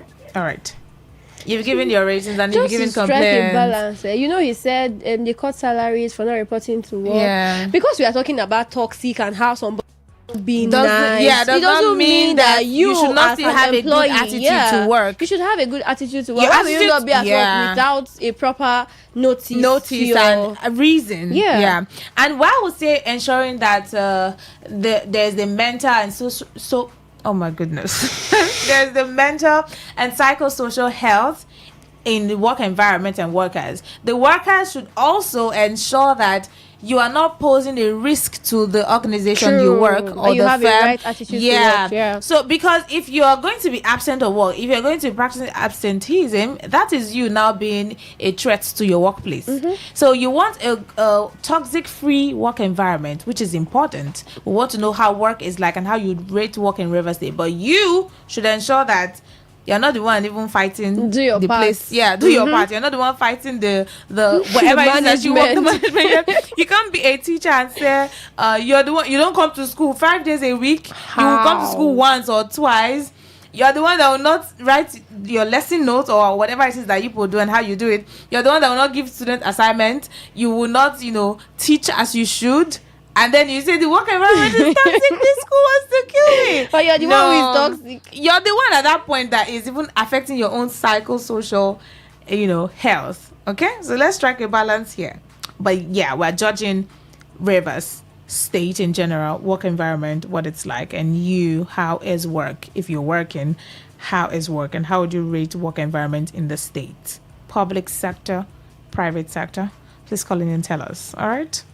As we want to take as much calls as we can, wherever you work, whatever job that you do or work that you do, legal job, please, how is work is not a fraudulent job that we mean. How's the work environment is not you are going in the street taxing people and lying that something happened to you and you're using that as your means of livelihood. That one is not work, I beg. And that your work environment, I have no hand in it, please.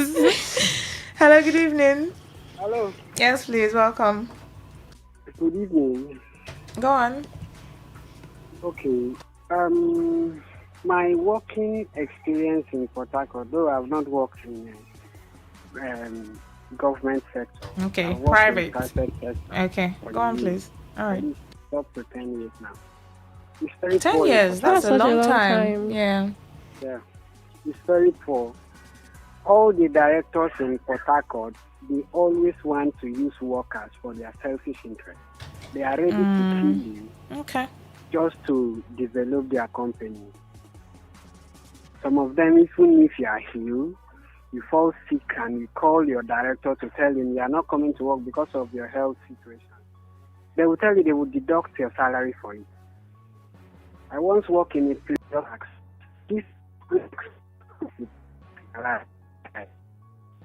Environment detox. My Can't hear you so well, but I think we got your point at the beginning. Yeah. But you didn't even give your rating, so how you'd rate it over 10 or over 100. Hmm? All right, 0810951091. What's your rating of work environment in River State? How is your work environment? And how's your work environment and how is work? How is your mental health in your workplace? Is your mental health at risk? Is it -1? Abi, are you the one who is a risk to your management? Are you the one that is posing a threat, a risk to your firm or your organization, or is your firm doing the thing to you? And are you standing on a thin thread? Abi, you've had it up to your neck, and you can't take you're it going anymore. to explode anytime soon. Like, I'm going to just burst out because I can't hold it in anymore. Call us and unburden. Hello, good evening. Hello, good evening. My name is Abubakar Rona. All right. The other lady. Miracle. My work environment is actually my car. You drive. Commercial. Yeah, like I do both and all that. Okay, so how is it like? My work environment is fine because I don't wait for my car to get very moldy to clean it up. And the other area is that when it's raining like this, our car is always very bad. You go often to car wash, clean up. And if you don't have a good, if your car doesn't smell well, like doesn't look well, the hygiene level is very low. You also lack of customers. Those are what I think. I think every environment, whether private or public work environment, should be able to be taken care of because we are human. It affects our heads. If you have a good working environment, we have a sound head. Okay. So it's actually taking so many mosquitoes and all that away from us. All right. So let each and everyone. It's encouraging. I love the program and all that. Have a nice good night. And, all right. Thank you so much. Yeah. Thank you. Hello. Good evening. Hello. Good evening to Rona. Yes. Welcome. Yes. I am Dr. Chris Rona and League. All right, go on, please. Yes, talking about safety measures in working environment. So interesting. I'm a health caregiver.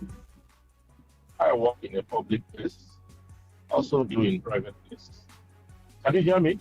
Yeah, very well, go on. Yeah. Yes, I work in private, I work in public places, and I have discovered that the truth be told, as a health caregiver, a hazard, in the working place should be a priority of these organizations, whether it's being owned by government or being owned by the private sector. Yeah, true. But because the private sector wants to maximize their profits, they don't do so well. In the scale of 10, I can give private. When you mean private sectors, I don't mean God will do it for you clinic. Okay. But I mean a better name clinic. I don't want to advertise any clinic. Yeah, okay. And then when it is government center, well, I don't talk about health centers, primary center.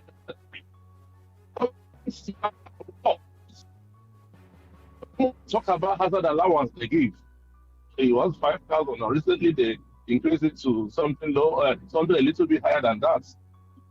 And then in private sector, same thing too. The thing is that Nigerians who don't take the life of our workers serious. It's just the way we don't take life. In fact, for me, life doesn't matter to Nigerians. Nigerian government and private sectors.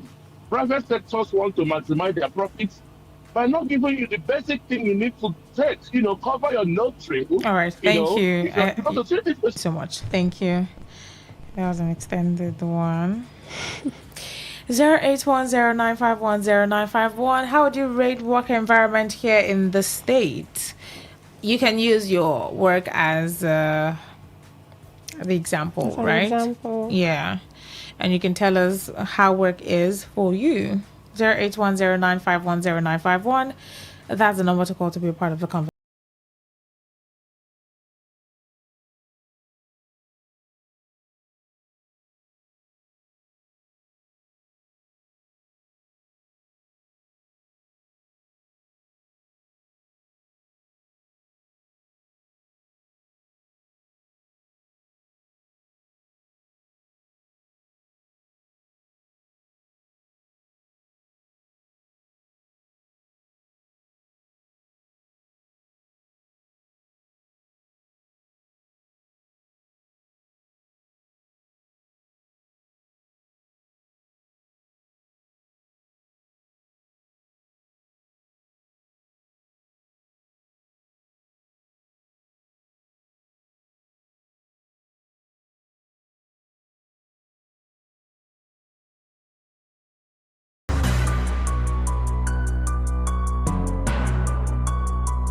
Hello, good evening. Hello. What's going on? Hello, good evening. Good evening. Good evening. Welcome. Rona, yeah, I want to give people an assignment based on your topic tonight. There is one investigative journalism that you people do. Okay. Can I tell you that, please, make out time? Because let me tell you something. If you can go to Arusu, former BMH, and go and find out, do your investigative journalism, and bring it to the public, that government hospital will sit up. Okay. If you go to some private clinic, do your investigative journalism about hazard, and come to here and talk about it, they will sit up. So you people are also very important. All right, thank you. The media is very crucial in trying to find out these things and bring it to public. All right, Once thank you bring you. it to public, the management will they would pick up. adjust. Okay, thank you. Please. Got it. Thank you. Hello, good evening. Hello. 0810951091. How would you rate work environment in River State? We're just making reference to the River State University Teaching Hospital, who marked 2026 World Day for Safety and Health in the Workplace. And the theme for this year, 2026, is how is work? Ensuring a healthy psychosocial working environment. So we're asking how you'd rate the work environment here in the state. Using your work environment as a case study. Exactly. Whatever job that you do, wherever you work, whatever work that you do, how is work?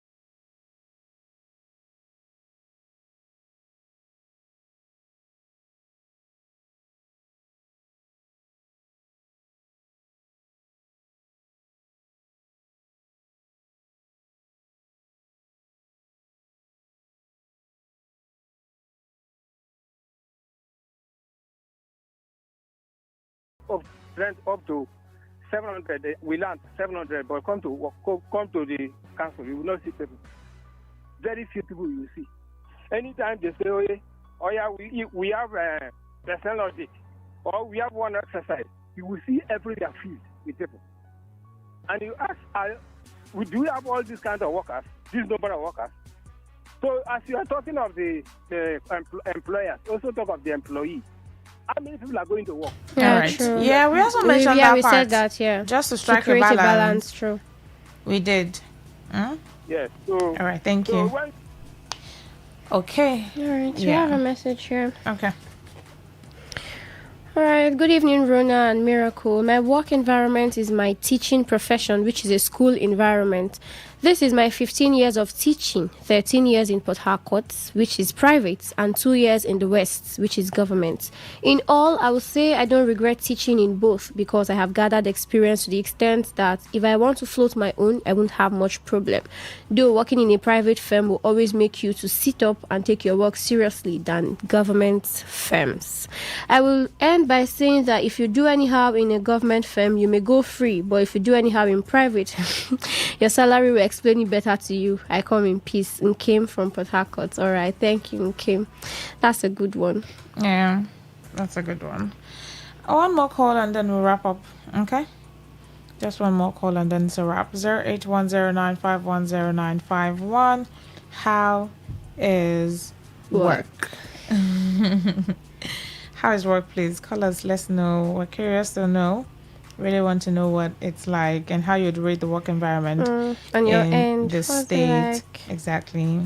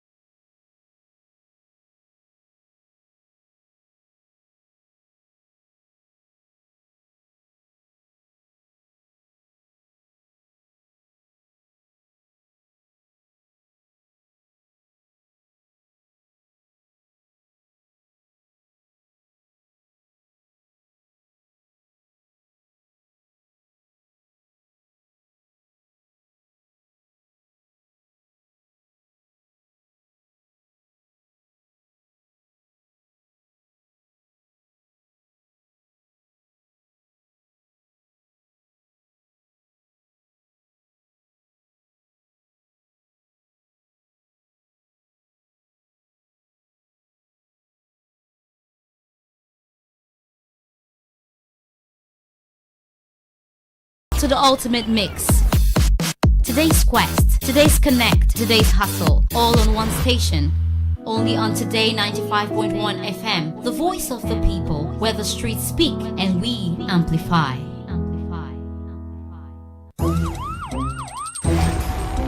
It all begins with breaking news. Now make no mistake, this is a difficult mission, and it will remain difficult for some time. and it keeps trending. Events, issues, personalities, all struggling to gain attention. But in the race for deadlines, the intrigues, power play, undercurrents are often missed or underreported. Insecurity here is basically a product of poverty. But not anymore. As the platform on radio steps in to fill the missing links on events, issues, and personalities in the news. We are not afraid of anybody. Yeah! The platform on radio serves in issues only on Today 95.1 FM. 95.1 FM. Port Harcourt. Weekdays, 4 p.m. Get on the platform.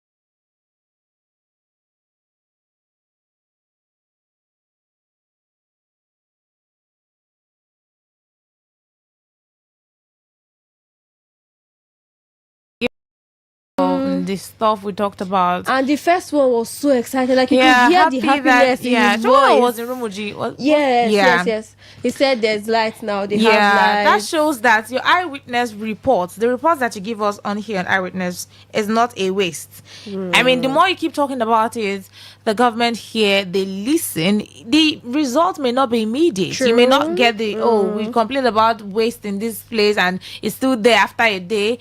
2 days later, it's still there. But just keep talking about it, because we know that the change will definitely come. There's no light in this place, so I'm not going to call and talk about it again. Let us just stay that way, because I've been talking about it. Yeah. You will remain in that spot and position, and that's not what we want now, is it? Yeah, we want for us to all be happy. At least. Call and tell us your eyewitness. Yeah, so this is eyewitness reports. You can call us on 0810-9510-951. Send your messages to 0701-933-9962. Yeah. Just in case the network is terrible on your end. You can send us a message. Yeah, sure. All right. Okay, so keep your calls coming in. Rona and I will be here to take them, read your text messages, listen to your voice note. Please keep your voice note within 60 seconds. Exactly, a minute. So that we can take calls from other persons and listen to voice notes from other persons as well. And when you call, try as much as possible not to drag the issue. Just hit the nail on the head, go straight to the point, tell us what your eyewitness report is, so that we can take calls from other persons. All right. Thank you. 0810-9510951. That's the number to call to tell us your eyewitness report. You can also send us a text, WhatsApp message, or regular SMS. You can do that to 0701-933-996.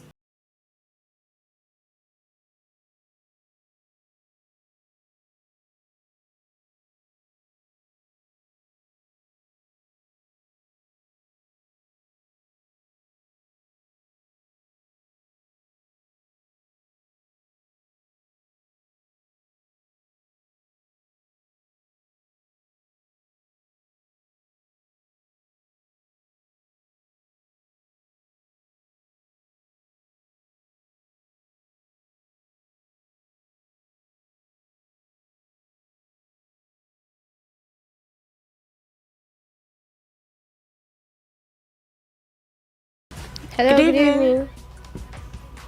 Good evening, everyone in the studio. Hi. My name is Benjamin Paul. All right, Benjamin. I'm calling from Omuma local government area. All right. Yes. We speak what is happening in my area. I really want to appreciate our local government chairman. The electricity, that's the light here, is unstoppable. Omuma is in Eche, right? Omuma is Omuma local government. It's not Eche. Eche is the local government of itself. Omuma is a local government oh, wow. Okay. Yes, but it's half from Eche. Oh. Okay. Yes. So we have constant light. That's good. Constant light. We can't even tell when NEPA will take it or whatever. Constant. I join no. How? I'm accepting new community members. And come join you all.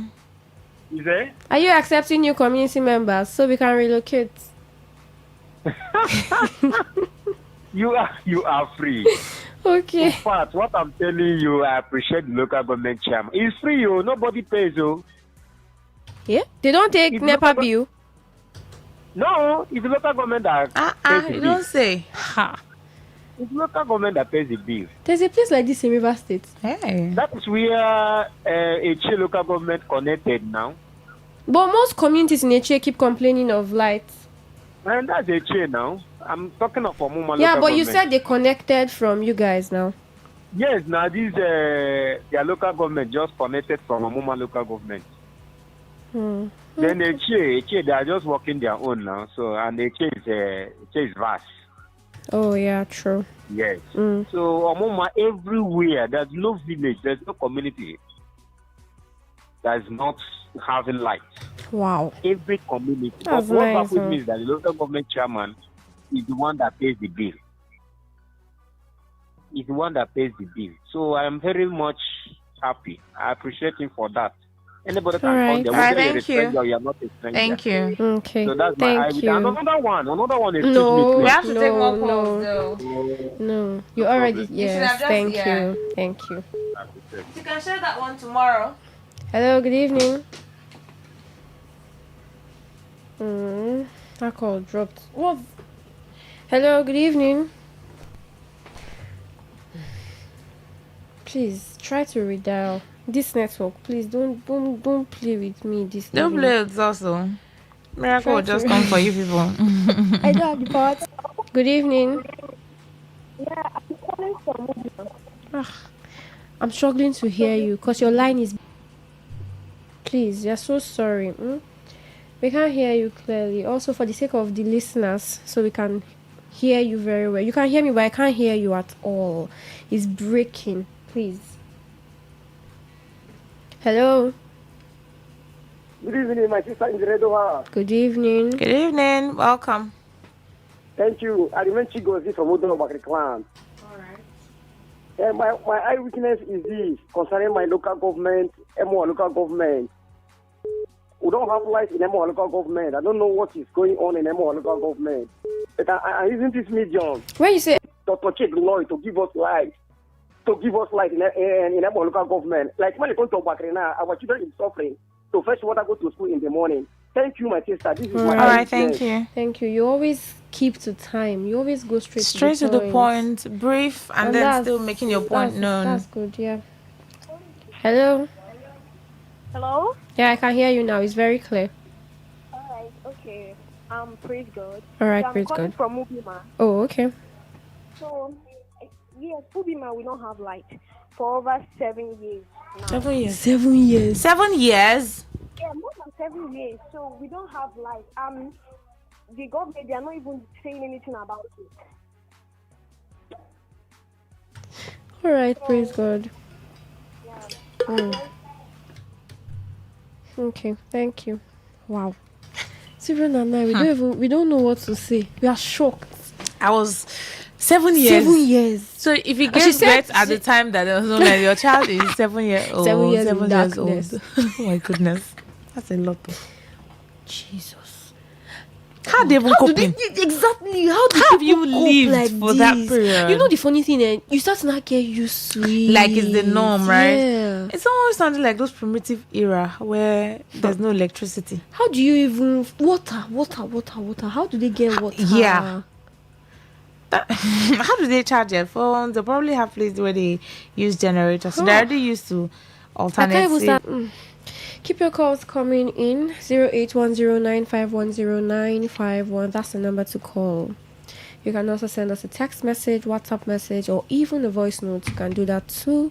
07. Send your text messages to 070193396962. WhatsApp, voice notes, or regular text messages. Yeah, we'll be here to take your calls, listen to your voice notes, read out your message.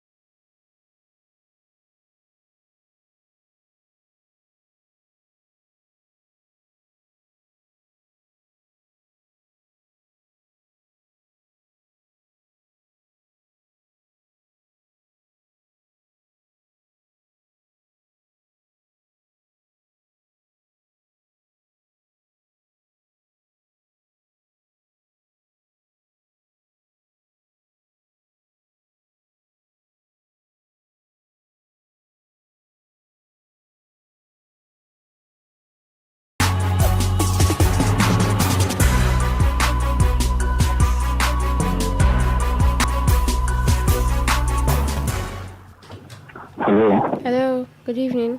Hello, good evening. Good evening. Yes, my name is Ogene from Warri. All right. From where? From Warri. Warri. Okay.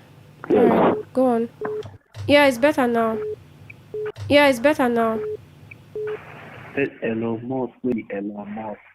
Hello. A kiddies playground.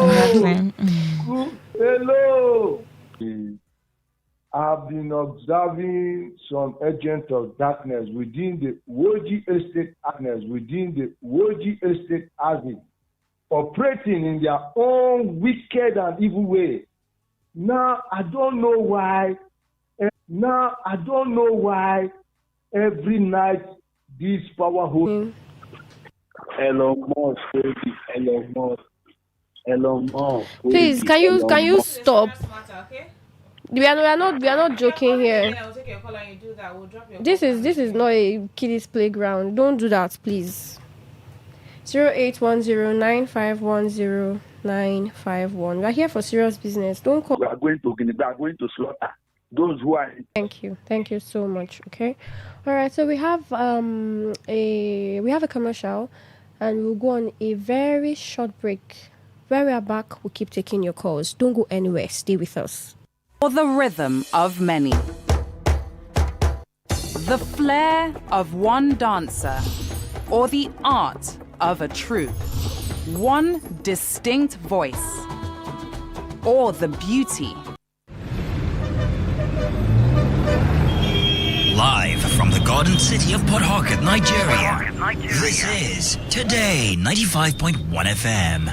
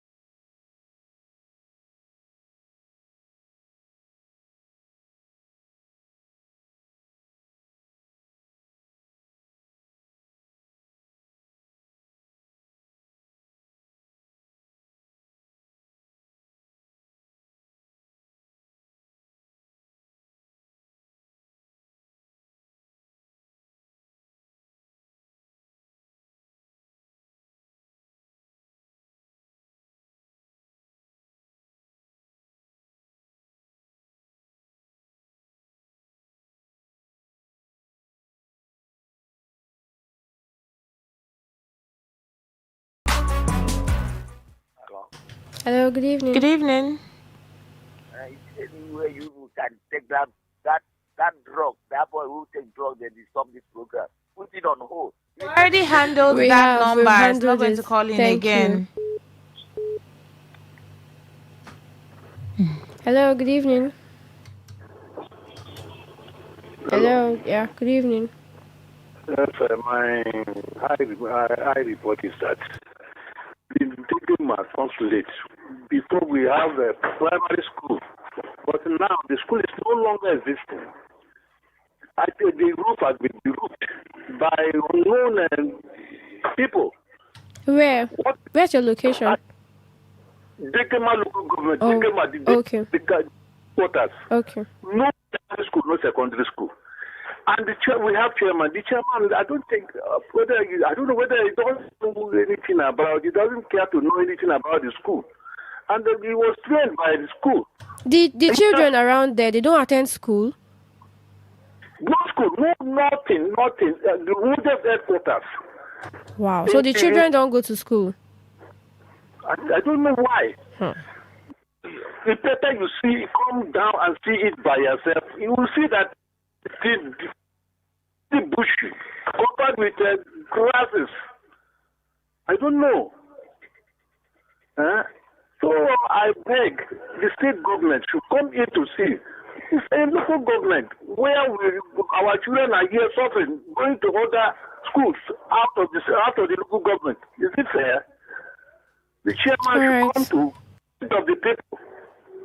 So we have to live together. Okay. And all the local government that we are now. So it's my high soul. All right. Thank you. Okay, keep your calls coming in. Keep your text messages coming in. We'll be here to take them and read them. Hello, good evening. Hello, good evening. Good evening. Yeah, my name is Emmanuel and I'm calling you from the area of Port Harcourt. All right, go on. Yeah, I just wanted to inform you and possibly the entire River State and surrounding state that a place that is well known in River State, I would say anybody that has been in River State for quite some time can tell you he knows you. As I'm talking to you, we have been in darkness for well over a month now. Simply because EHPD has decided to be giving us, just like the other man complained, light in all hours of the night. Sometimes you see the light maybe by 2 o'clock, by 4, 5 is gone. And when they bring bill or something and you say, why would I pay bill when I don't have light? That is just a big issue and they shut us down. As I'm talking to you now, I have lost my phone where I went to charge somewhere. I lost my charger and I bought a brand new radio, all this chargeable radio. I bought it on Monday. The thing got spoiled on Wednesday. Just one day interval. So sorry. And many other people have been running topics. People go out to charge phones, they steal their phones. People go out to do something, they get. All right. Thank you. So the long and short of it is, as it stands, we have been suffering, and this is a very bad trend that a company like CHED will keep a entire deal. That's my own take. All right. Thank you. Okay, this is still Eyewitness Report, and we have a few minutes to wrap up. This is this message. State School Edo High Nahoda East Local Government Area that was built by former Governor Rotimi Amechi that was not completed is now without a single roofing sheet, and the environment is as bushy as an evil forest. So I'm calling on River State government to pity the pupils and fix the roof. From Engineer Godwin Happy.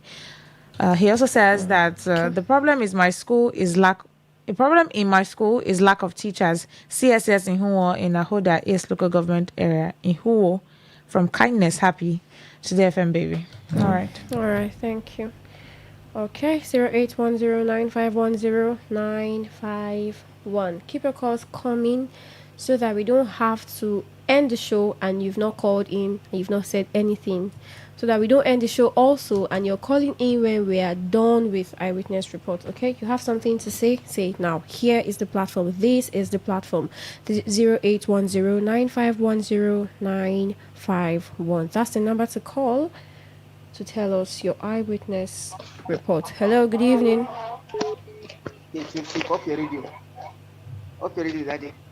Hello. Hello. Good evening. Hello. Good evening. Good evening, Rona. Welcome, go on. Good evening. Rona, I'm the miracle. Yes, good evening. Yes, I'm Dr. Roland. All right. I am talking in respect of somebody who said their school is covered with grass. So that place, Degema local government, has Minister of Education representative.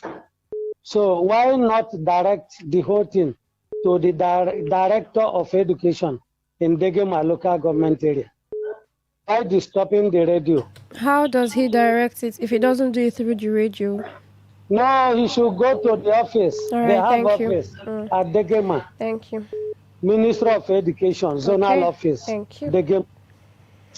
Hello, good evening. Hello. The call dropped, sorry. Hello, good evening. Hello, Rona, a miracle. Yes, good evening. Yes, good evening. Yo. Yes. You see, I want to remind the health, Commissioner for Health. This is our Bogoro Health Center. They are supposed to start the revamping this 1st of May. So, like as they have decided, let them still start. Let them still make sure they fulfill it. So that health center in Obogoro here, along with Ebelu in Obogoro, is very, very important for us. It was started during the administration of Amechi till today. So they should come and revamp that health center so that as we are passing this ring road, it will help other peoples to come there. It will help most of the pregnant women. Okay. So they should come and start it this 1st of May. I believe there are some people using there as for residence. They have notified them to quit, and I believe that they have quitted. So this 1st of May, they should make sure that they start that health center. Okay. And get it. Thank you. Thank you. Thank you. Hello, good evening. Good evening, the two ladies in the studio. Good evening to you. Welcome. My name is Honorable Gladwes. I'm calling right from Buguma City, Nasarato local government. All right, go on. Yes, quickly, I want to talk about the government school we have in Nasarato. We have a lot.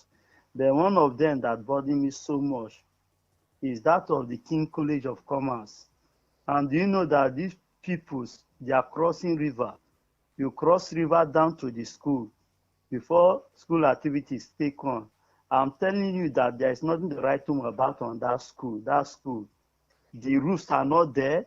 In fact, they don't even have decks. The people don't even have desks. The worst of it all, do you know that they are using speedboat to cross down to that place through the river? And I'm worried that even live vests, you can see the situation of that. So we are talking like it's raining in Nasarato local government. And we are now in rainy season now. You know, this period is raining. So I'm pleading with the government, including the local government, the state government, the federal government, please let them provide this thing for these people. Life there should be there. Yes. And again, do you know that this light situation is only in Rivers State we are suffering this light situation? The power situation is only in Rivers State too. I've traveled to other states because of light. They have constant light. But I wonder what is happening in our state that we don't have light. When we have what is the real problem? God bless. I want to Bangladesh. Thank you. All right. This is where we'll wrap up the show. Okay. Thank you to all those who called to give us their eyewitness reports. Thank you. We'll wrap up here now, and the thrill comes up at 9. Stay tuned because we have something very exciting and enlightening for us this evening. Stay with us. Good evening. Okay,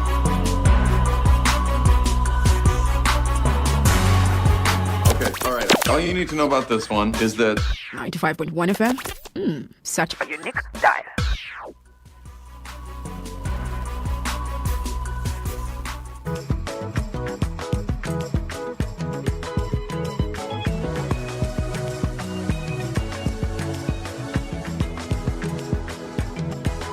Honorable Benga Elegbele, does he need any introduction? No. He's the chairman of the early division football in our country. I'm talking about club football. He's also the second vice president Nigerian Football Federation. Conversation yesterday and today we are concluding it. It's Global Sports Update. My name is Godwin Enagada.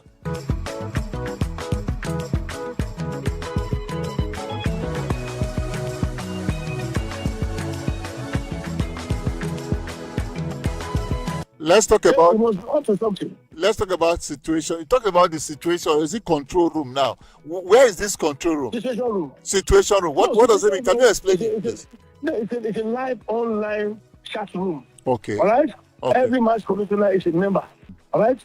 I am a member.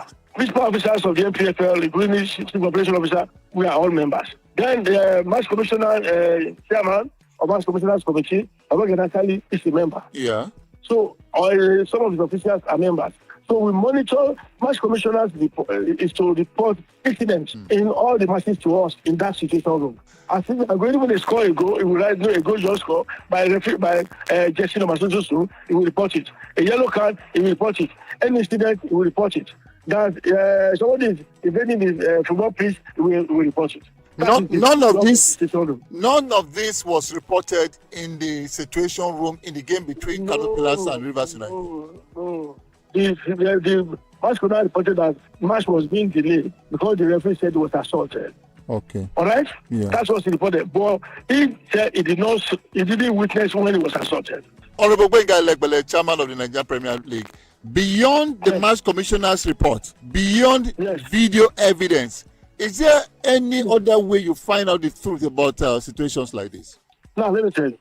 We have what we call secret assessors. Yeah, okay. We on our own, we send secret assessors and we pay them. And we supply. Okay. We pay. Now, we select matches where we send them to. Okay. We use people within that environment. Now, instead of sending people from afar, sometimes we send our staff from office to go and monitor matches. Like it happened in National the last time. The report was given to us by our staff. Henry and was this lady now, Mrs. Idoche. Okay, that's Esther. The two of them. Okay, Esther. We send them to Nasarawa because we feel this match will be explosive.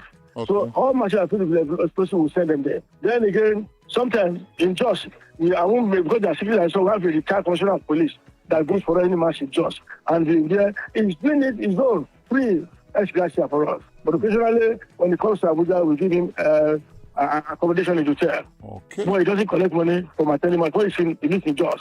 And he gives us fair assessment of what is happening. We have one again in Aba, who happens to be a retired coach. Okay. Or it's not from Abia State, but lives in Aba. Okay? We have somebody that come from Uyo to Port Harcourt to attend matches for us. See the secret assessor. In Lagos, we have two of them in Lagos. All right? Then, the one that happened in Lorry in Kwara State, we have a police officer who reports to us from a lorry and watch our matches and give us reports. Then we set statements when necessary. Those are the ones, again, we compare their reports to that of the match commissioner. The match commissioner to us is like a principal witness in the court. Okay. So it's report first before others. Nice. When we adapted the report, we now look at the report of our match commissioner, of our secret assessor. Interesting. Okay. What have you put in place? 3 games to go to the end of the season to ensure that there will be no rancor and we have fair play in all the venues, Honorable Benga Elegbele? Yeah, we had, for instance, now, in Rivers, we matched against Rivers United and Abia Warriors. We had intelligence information that there may likely be crash. All right? We, on our own, called Rivers United, big force for security. Okay. Because it is what we had. the two clubs are fighting for top positions. Yeah. And we say, okay, if we are not giving the security enough behind closed doors, so we want them. And they must report to us what they have done in terms of security. If they are not convinced, we don't want violence in the stadium, we may ask them to play behind closed doors and record the match live on television. Yes, interesting. That sounds really nice. Well, what effort have we put in place? Is it possible? Someone said to me, an individual, that he wants to broadcast, he wants to stream all the games, the remaining games, as many as possible, if the MPFL will give him the go-ahead to do that, and for free at no. If you just phone us and talk to us, why not we give him the go-ahead? Fantastic. We want visibility. Yeah, let him talk to us. Okay. Yeah, let him talk when we are done with this interview, we'll make that happen. I'm sure you will regret him. Fantastic. Yes. Well, how would you assess the season so far? 35 games played, 3 more to go. Thank you very much. Now we are going with 36 now, right? Yes. Now, if you look at it very well, this is a league where we are just 3 matches to go, yet a winner is yet to emerge. Those that are going on relegation cannot be confirmed. True. Even Khalifa that was down below before, in their last 4 matches, they are performing magic. Unbelievable. So instead of going to win away, all right? Unbelievable. So that is what we call competition by excellence. The league is competitive. And now you can see over 40 away wins now in this season alone. So many withdrawals. It shows the kind of fairness. That's why I say kudos to the referees, but not perfect yet. And I'm going to tell you, even in Europe, there's no perfection in officiating. I agree. That's why they introduced video assistant referee to be able to assist them. So far, it's been so fantastic, so competitive, and to my mind, very good enough. Someone said to me, Honorable Gbenga Elegbele should work with the police match day so that we can have something, a synergy between the league and the police so that there can be some neutrality, as it were. I mean, I know that policemen for the home games are with the home games.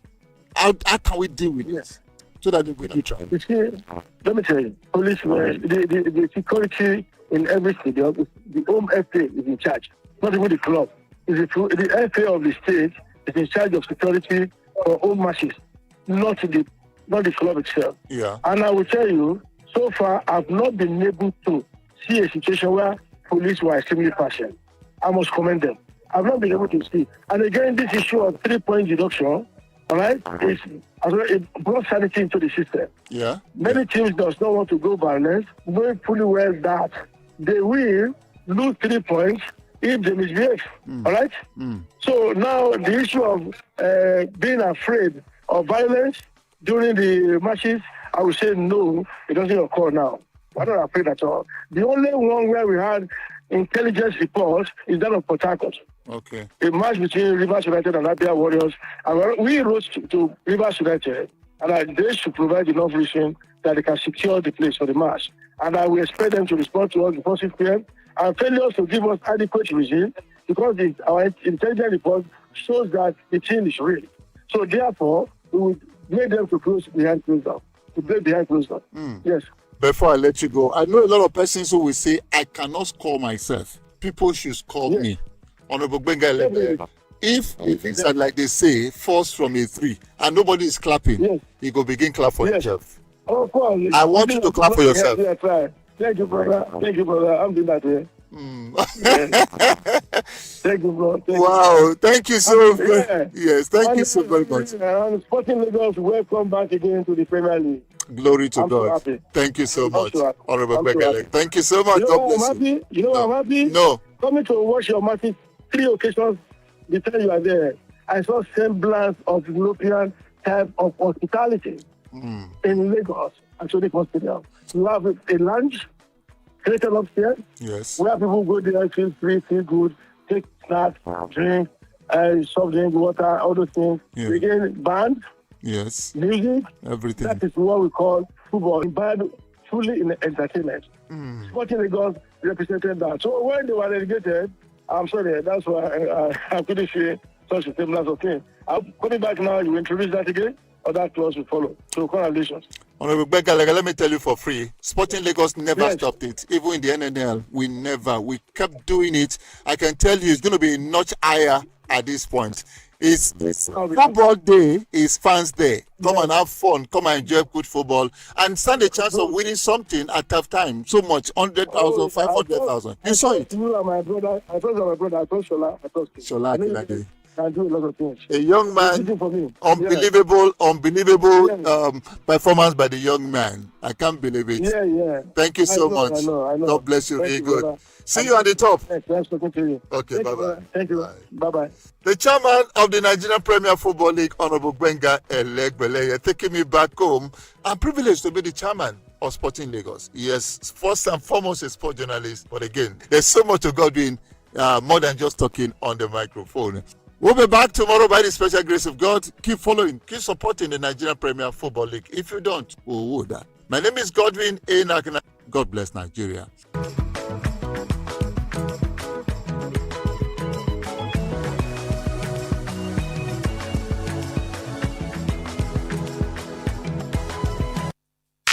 Unleash the power of the airwaves with the ultimate radio experience. Tune in to Today 95.1 FM.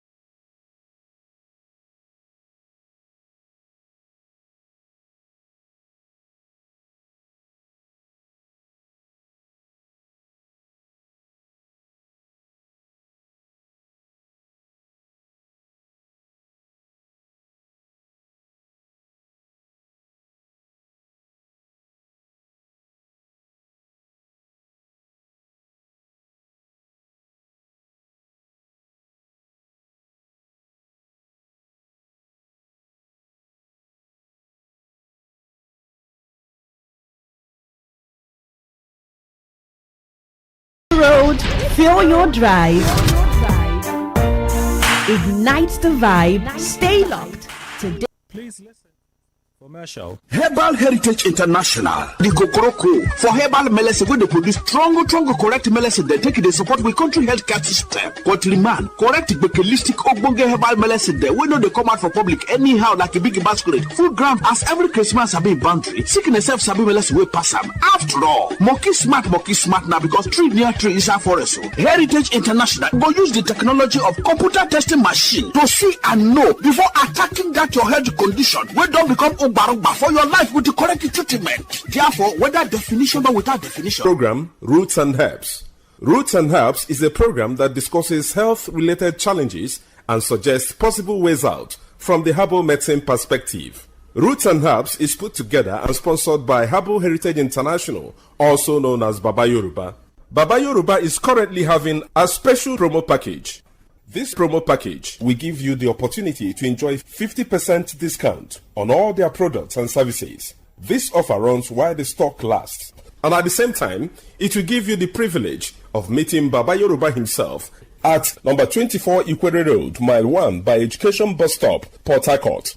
For details and inquiries, the telephone number to call is 080 33 111 946. I repeat, 080 33 111 946.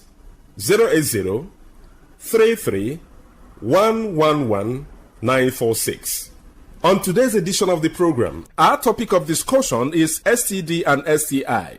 And I have with me in the studio Dr. Botumba Abiodun. Sir, you're welcome to the program.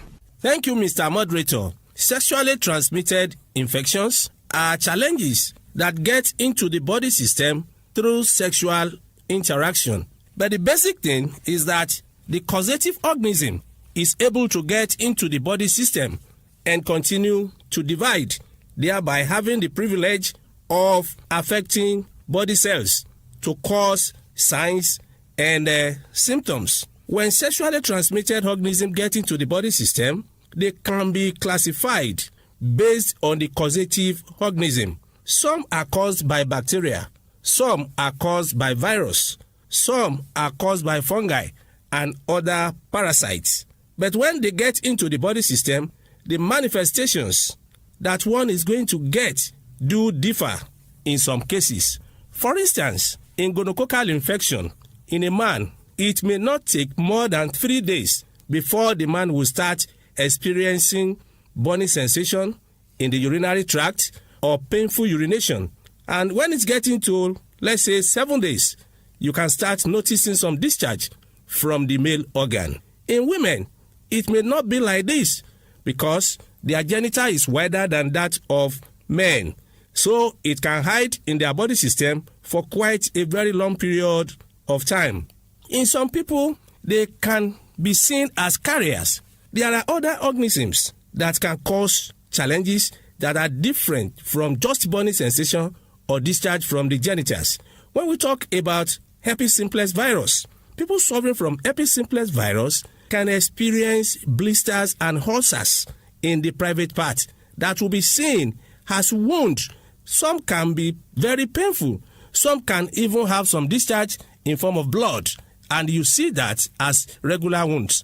In syphilis, at the beginning, there can just be pimple-like eruptions around the pubic region, which may disappear over a week or two. But that disappearance does not mean that the organism is totally cleared from the body system. It is during that period that it will be able to go into the body tissue to continue dividing, to encroach the body further. It can go to a latent stage, a stage in which the organism is inside the body as if it is sleeping or resting. But if anything happens that triggers it, definitely one will start experiencing serious challenges. When we have all this and we fail or refuse to take care of the body, definitely complications can set in. In women, when complications are already appearing, there can be serious menstrual pains. In some women, there can be discharge coming from the genitals that can even have offensive odor. In some, it is possible for them to experience serious lower abdominal pains. Most attempts, these do follow their monthly menstrual bleed. In some women, If it is allowed to continue, you discover that the fallopian tube can be damaged, a situation where this area will be blocked totally. That will be seen as blockage of fallopian tube, which can really lead to infertility in women. It can be primary infertility or secondary infertility, as the case may be. In men, when infectious agents are able to stay and proliferate, that is divide, to encroach the body tissues very well, definitely the sanctuaries of the body can be reached. Part of the sanctuaries of the body is the testicles. When they get into the testicles, it can lead to orchitis, a situation where the bulbs, that is the testicles, will become very painful. It can be swollen. And at that stage, the lifespan of sperm cells coming from these testicles can reduce, or they reduce in number. When they reduce in number, that can lead to oligospermia. But if nothing is done, and this is allowed to continue for a certain length of time in the body, it is possible for all the cells to become dead, a situation where we have azoospermia.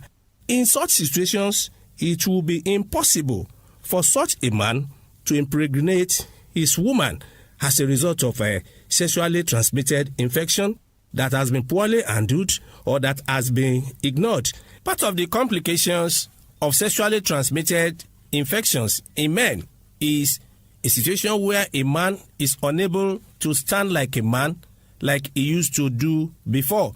And that's why we say, whenever we experience anything that is strange in our body system, it is very important for one to visit competent healthcare giver who will be able to give the right advice to get out of the challenge. In other words, if one is faced with challenges that have to do with sexually transmitted infections, having burning sensation, painful urination, discharge from the genitals, blisters, wounds, mind you, having all these challenges is not the end of the road. For more enlightenment and advice, the number you can call is 080-33-111-946. I repeat, 080-33-111-946. Thank you. All right. You've been listening to the program Roots and Herbs. Roots and Herbs is a program that discusses health-related challenges and suggests possible ways out from the herbal medicine perspective. Roots and Herbs is put together and sponsored by Herbal Heritage International, also known as Baba Yoruba. Baba Yoruba is currently having a special on all their products and services. This offer runs while the stock lasts. And at the same time, it will give you the privilege of meeting Baba Yoruba himself at number 24 Ikwere Road, Mile 1 by Education Bus Stop, Port Harcourt. I repeat, 080-33-111-946.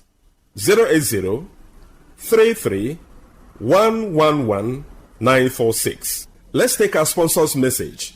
Don't go away. We shall be right back. Herbal Heritage International, the Kokoroko for herbal medicine where they produce strong, correct medicine. They take it, they support with country healthcare system. Kotliman, correct bekelistic ogbonge herbal medicine. They we know they come out for public anyhow like a big basket. Full ground as every Christmas have been boundary. Sickness self sabi medicine we pass them. After all, monkey smart now because tree near tree is a forest. Heritage International go use the technology of computer testing machine to see and know before attacking that your health condition. We don't become umbarumba for your life with the correct treatment. Therefore, whether definition or without definition, make you visit Herbal Heritage International offices way near you. Herbal Heritage International. Now You're welcome back to Roots and Herbs. Roots and Herbs is a program that discusses health-related challenges and suggests possible ways out from the herbal medicine perspective. Baba Yoruba is currently having a special promo package. This promo package will give you the opportunity to enjoy 50% discount on all their products and services. This offer runs while the stock lasts. And at the same time, it will give you the privilege of meeting Baba Yoruba himself at number 24 Ikwere Road, Mile 1 by Education Bus Stop, Port Harcourt. For details and inquiries, the telephone number to call is 080-33-111-946. I repeat, 080-33-111-946. 080-33-111-946. Until we come your way again, remain blessed. And that was a paid infomercial. Maybe home is somebody's smile when they look at you for the first time. Maybe home is being a home to something you love and adore with all your heart, and that is what life, friendship, and love are all about. Maybe home is listening to all of your favorite shows on Today 95.1 FM. We create memories. We inspire comfort. We are the voice of the people, and we are home away from home.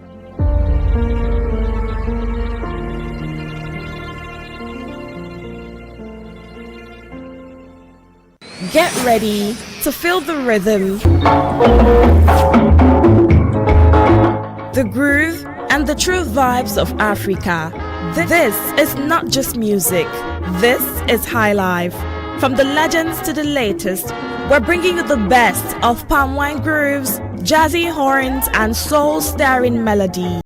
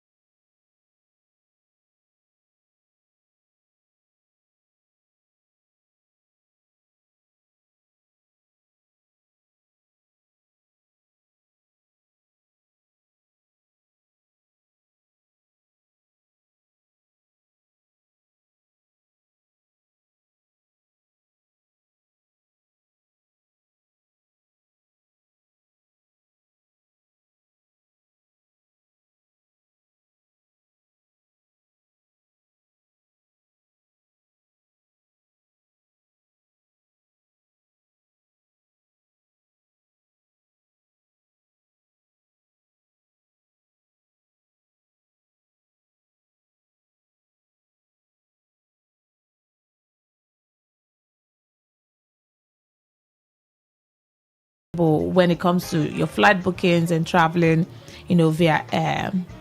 Somebody might just say, I beg, this one no go concern me. I know they use flights go anywhere, but still know it. Yes, still know it because you've not used flights to anywhere yet. Doesn't mean that you will never fly. You will fly. You have wings to fly. Because tickets are expensive. Tickets are expensive. Especially with this fare hike and everything. Do you know last year? I saw about the news that we are planning to shut down some airlines. Yeah, because of flight ticket is not joke. It's not a joke. What I will tell you, to and fro from one state to the other. How much is it to book from? You will see price. Port Harcourt to Lagos. Just Port Harcourt to Lagos. You will see price. You will say, please. So somebody even said that if somebody sends you money for flight, that she would rather enter bus. Keep the change. Save. Exactly. Save the extra. I said, but enjoy the luxury now. I said, no, I will even enter 9 buses cheaper. I said, hey, you want to save money? Enjoy it. Someone pays your flight tickets, enter the plane and go. Don't gotta be doing, let me not mention one bus. Those long buses that used to travel at night. You gotta sit there now because you want to save cost or cut cost. But let's get into the real gist and the info.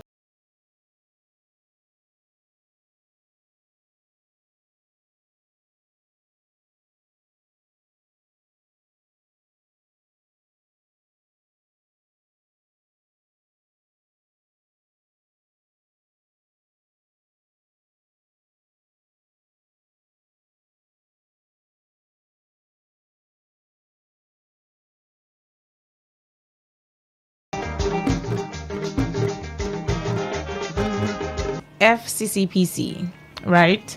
And it's for your info. The Federal Competition and Consumer Protection Commission, FCCPC. I mean, they look out for airline guidelines, the rules, protocols, welfare of passengers, their care, what you are entitled to as a passenger. You're right. Yeah, what you should know, what concerns you, what you should have, when you're traveling using any of these airlines. Now, first off, FCCPC, they're talking about passengers' entitlement, and that's why I'm bringing it on here, because some persons don't even know these things. So whatever the airline tells you, you just accept and take it like that. They say your flight has been cancelled. You just and leave. You just take it as, my flight was cancelled though. Okay, tomorrow I'll come again. No noise, no issues. We're not saying you should make trouble, but there are certain things you are entitled to as a passenger. As regards to your delayed flight or your cancelled flights. There are things you should know, so that if you are in that situation again, you should know how to handle it. You know how to liaise with them, talk to them, and when they find out, or if they know that they will do right by you. But when you just carry your bag and say, my flight was cancelled, okay, tomorrow I'll come back, they will leave you. Now the benefits you're supposed to get because of their fault, I mean, there are things that you should have and be entitled to. Now if you don't use airlines or you don't travel by air yet, just still know it, so that when the opportunity comes and you have a reason to, and you have funds to afford it, you would know how to handle issues like that. All right. Now let's read the news. Michael, would you do that? I should do it. Which one? Okay. Let me do the honors for us. Okay. The Federal Competition and Consumer Protection Commission has reiterated that airline passengers are entitled to care, including refreshments, communication support, and in some cases, accommodation. Did you hear that when one? Flights are delayed or cancelled. Okay. Digest it. Drink water on top.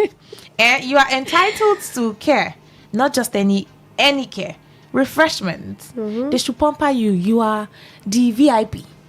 Communication support. And in some cases, accommodation. So, you see all these things, we don't care about it. Many Nigerians are not interested, but FCCPC is telling you now that you're entitled to these things. If for any reason you experience delayed flight or cancelled flight, and it's their fault, I mean the airline's fault, it's coming from their end, maybe whatever technical issues or whatever, your flight was delayed or it was cancelled, First off, refreshment. If you have not eaten that day, just know that day you are going to eat there. You know, some people buy food there while they wait for their flight. While you are in that delay, you are still buying food. Meanwhile, you're entitled to food. Free food. Refreshment is yours for the taking, for the asking. If they know that they'll offer it to you, they'll give you. But if you don't demand for it, now you go and buy buns and gala and egg roll outside. To calm your temper. Go on, Speaking please. on the morning brief on Channels TV on TV, Ijagu said the provisions are part of consumer protection obligations expected of airlines. If your flight is delayed, you are supposed to be given refreshments. After some more hours of delay, you are supposed to be given airtime, he said. You see that part? If it's delayed for an hour. This is from FCCPC's Director of Corporate Affairs. Yeah, this is not coming from me. I'm not the one setting this now. This is coming from them. You should know your right and your entitlement. If for some reasons your flight is delayed, say 30 minutes, 1 hour, refreshment. If it's delayed for more than that, further delay, airtime. Are you see? So many benefits. It's just doing me that. Someone should just tell me that I want to book a flight for that. Let me just go. And let there be a little delay. Somehow let there be a delay. Yes, let there be a small delay so that I can, enjoy this benefits and come back here and tell you that, I was trying to travel from Port Harcourt to and whatever state, and it was delayed for an hour. Do you know that? They gave me food, they gave me airtime, they gave me accommodation. They took care of me. And henceforth, you should know this. I don't have to panic so much again when flight is delayed or cancelled. Okay. From what we understand from the books and the law, you're supposed to be given airtime because you could be seen to be at least in distress. So you will be required to be assisted to that extent. He stressed that the level of care owed to passengers increases with the duration and severity of the disruption, noting that airlines are expected to act reasonably in supporting stranded travelers. According to him, situations involving abrupt cancellations after long waiting periods may require additional support, including transport and accommodation. When it gets to cancelling the flight abruptly and you had kept consumers all through that time, it is required even outside the law, he said. Even if you were in other climes, you could tell that in such a situation, transport will be provided because the airport is quite far from the town or city. Apart from that, the accommodation could be given in certain instances. So given the exact situation, we could just put this side by side with what has happened to determine what should have been given to you and what has been denied. Ijagu also noted that each case is assessed based on its specific circumstances, including how long passengers were delayed and the actions taken by the airline. The FCCPC's positions comes amid rising complaints by travelers over repeated delays, rescheduling and cancellations across Nigerian airports. At the Nnamdi Azikiwe International Airport, passengers were recently left stranded after airlines repeatedly rescheduled flights without providing transport or overnight accommodation.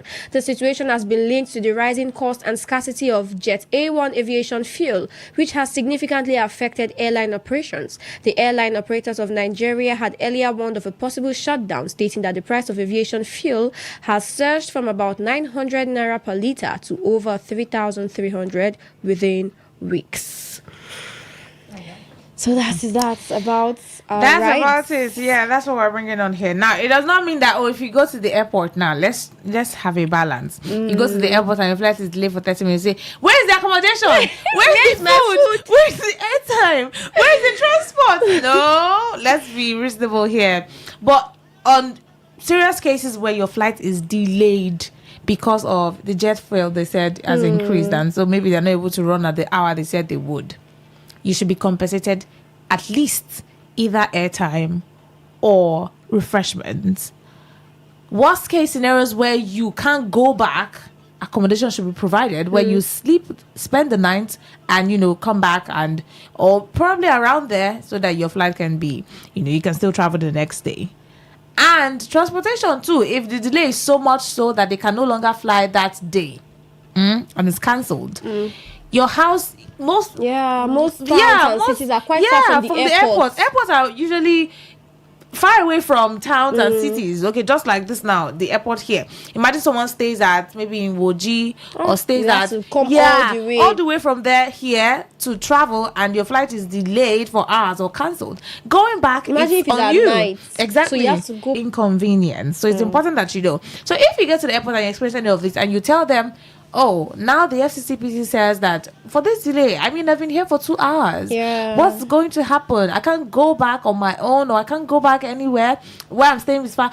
They should provide a little bit of comfort or succor. If they don't do any of that, it's your right and entitlement to let them know that you are in the wrong. You're supposed to provide one of these. Also, or even let all us of know this. that each case is assessed based on each specific circumstance. That's true. That's just for instance, we already talked about distance. If your house is really far, or the delay took like hours, not like maybe 20 like minutes. You said 30 minutes. Yeah, 30 minutes. You're trying to. You say, give me my accommodation. No, FCCPC says people should give me my benefits. Please, where is my dinner? Where is my breakfast and lunch? Let's understand, the circumstance surrounding it. So you should know the one that warrants each. I mean, when you get to the airport, you know that okay, this delay is just a 30 minutes delay. Okay, that we can make do with that. Although, when your time is tough, they really should stick to the time. Yeah. But if for some little reasons it delays for 20-30 minutes, you can still So this evening we are asking the question: how effective are FCCPC regulations in protecting airline passengers during delays? Yeah. How really do they affect these things? Yeah. Because last year they talked about the cost of flight tickets was so much that I don't know who was telling me that they wanted to travel and said it was 350,000 naira from which state to which state? Is it from Lagos to Edo State? Is it Lagos to Benin? Is it supposed to be that far? And how many minutes are you going to spend on air? The person said that, and I remember that there was a news sometime that came up earlier this year that FCCPC told airlines to compensate, refund a part of the flight tickets for those that they were charged exorbitantly. I remember that I saw that news that passengers who had to overpay for their flight tickets to different states, especially during the Christmas period. Yes, I remember it was last year December, that the price of flight was so high in December last year. Some people paid, some persons couldn't. Those who paid and they were charged excessively, FCCPC said, I think that that they should refund a part of the money to those passengers. Now, I didn't really follow up to see if some passengers who were charged excessively by some airlines, if they got a refund. I really didn't follow up on that. But we're trying to find out how effective FCCP's guidelines when it comes to passengers' welfare. And how many Nigerians? Yeah, that's the follow-up question. Okay. How well are Nigerian airlines... Even now that this directive is out... So how well are these airlines complying with FCCPC directives on delayed flights? Because that's another thing. It's one thing for them to know that this is what they are supposed to do for their passengers. It's another thing for them to really be doing it, comply to it, these guidelines, comply to it.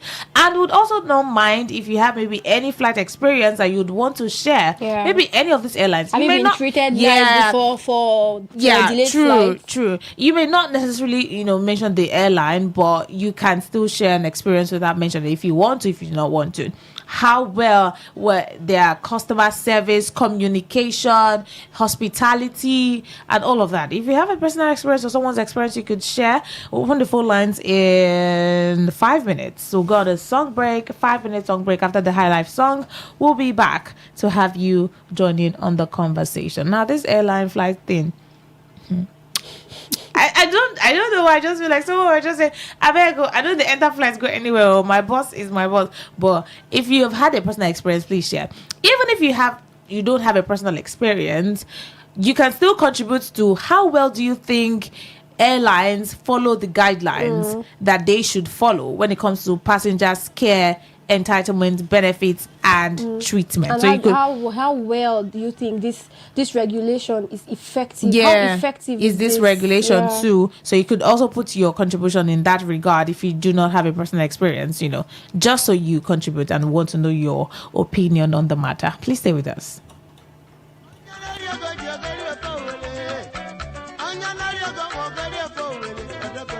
Say no to the Embrace the extraordinary, because we are the voice of the people. Today 95.1 FM. Today 95.1 FM.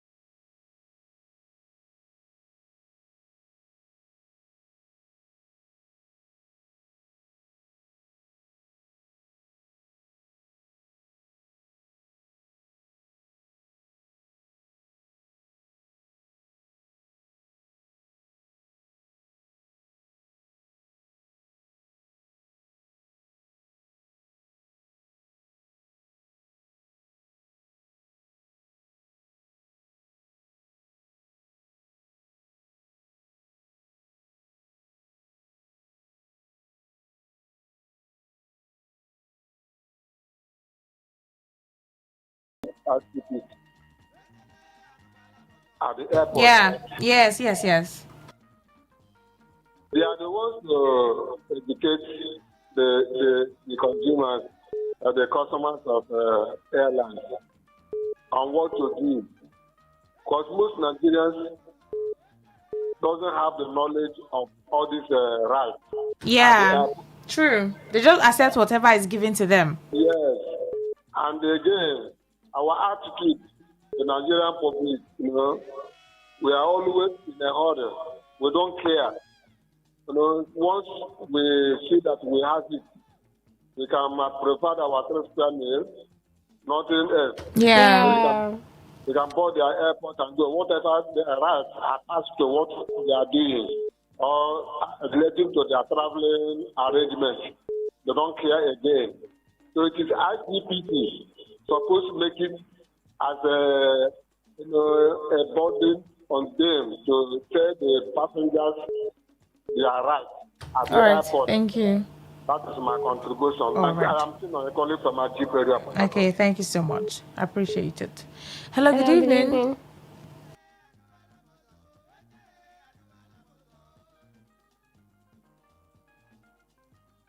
Hello. Hello, good evening. Hello, good evening. Welcome. My people. Welcome. Yeah, this is Honorable Chris Okrish. See, this ICPCPC or FCCPC. You want to change their name now? Okay, now. You see this kind of country now. I don't like something that they should not start what they cannot end. It's just like how Mr. President promised us 24 hours light. But now, the power bank now they use for my room here. So in summary, what do you mean now? That these entitlements that they say that passengers should have, they should not start it? If I should, I think it's been a standing law. It's just that we are not aware. Wait, so we are bringing it out here now. No, if I should demand that my right, would they defend me? As long as they are the one bringing out these guidelines, if you say to the airlines and they deny your rights, then they're wrong. The airline, are they not aware? They are. That if the airlines are aware and you're not aware and they don't want to do it, and you too you don't know, then everybody just loses. We are creating an awareness. LC or ICPC, what they should do, they should go and play the jingle inside that the airline operator inside the office. All right, thank you. Let them start. They will play jingle. So how many persons will hear the jingle from there now? Hello, good evening. Hello. Hello, checking your call. Go on, please. Hello. Can you hear me? Oh, I don't know what's wrong with your network. Please try to dial again. 08109510951. What's your contribution to the matter? We have a message here. Okay. Alright, this one is a WhatsApp message. It says, in reach of the Niger, Earth or the one in another planet. If it's Earth, then let's get the delaying started. Congrats in advance to everyone and kudos to FCCPC because the cost of flights just got skyrocketed. Jay from Ajib. Hope this is not with regards to the refunding. This was last year. Yeah. You're talking about the refunding. I'm talking about last year. What that they were asked to refund. I'm talking about entitlements now. As a result of delayed and or cancelled flights, not exorbitant prices or flight tickets. But I said, let's get the delay started. Okay. Oh, so just make sure that your delayed flight is over 1 hour or maybe from 1 hour. Or the circumstance around it is that it's really from their end that you were delayed. Yeah, definitely. Okay. So you can go and ask for your either refreshment or airtime or accommodation or transportation. Just have you on the ride before you know what you're asking for. Before you then them to come and feed you.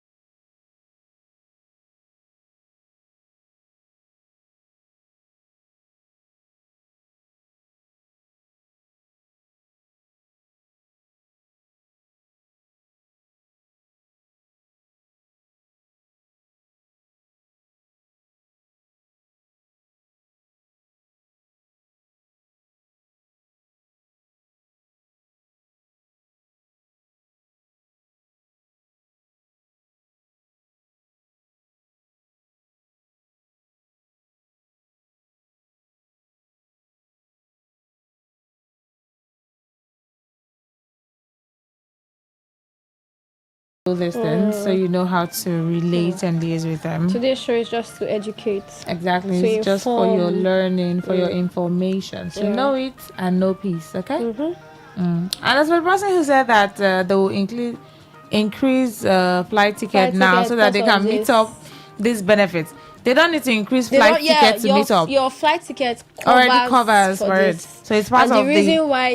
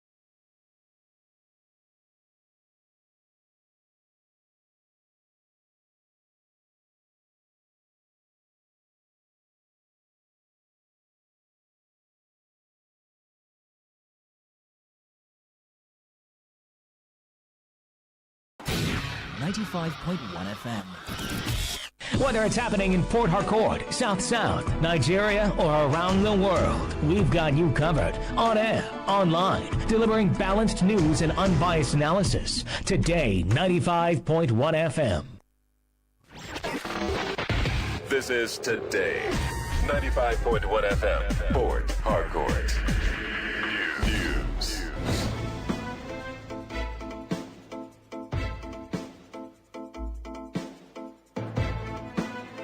A very good evening to you. This is the World News in Premium Talk Radio. Today, 95.1 FM, Port Harcourt. I'm Rona Agbara. First, the headlines. Labour Party elects Nenadi Usman as national chairman. ADC urges Supreme Court to fast-track ruling amid leadership crisis. River State Governor Siminalayi Fubara assures timely delivery of Creek Road Market project. On the foreign scene, ICC orders 7.2 million euros reparations for victims of Malian jihadist leader. Details shortly. The African Democratic Congress ADC has appealed to the Supreme Court through Chief Justice Kudirat Kekereekun to expedite judgment on its ongoing leadership dispute, warning that delays could jeopardize its participation in the 2027 general elections. In a letter signed by its counsel, Shaibu Arua, the party expressed concern over uncertainty created by the pending appeal involving the faction led by David Mark and rival claimant Nafiu Bala Gombe. The dispute has been compounded by actions of the Independent National Electoral Commission (INEC), which recently derecognized the Mark-led leadership pending judicial resolution. The Supreme Court had earlier reserved judgment after hearing arguments from both sides, while the Electoral Act 2026 deadline of May 30 for submission of candidates adds urgency to the matter. Counsel to Mark Jibrin Okutepa urged the court to allow the appeal, citing precedent that court lacks jurisdiction over internal party affairs. However, Robert Emukbero, representing Gombe, asked the court to dismiss the appeal and uphold earlier rulings that deemed the case premature. Meanwhile, the Labour Party has elected Senator Nenadi Usman as its national chairman at a convention held in Umuahia. The announcement was made by the party's publicity secretary, Ken Asogwa, who also confirmed the emergence of other National Working Committee members, including Iheanacho Obioma as national secretary, Nike Uriola as deputy national chairman, and actress-turned-politician Hilda Dokubo as national women leader.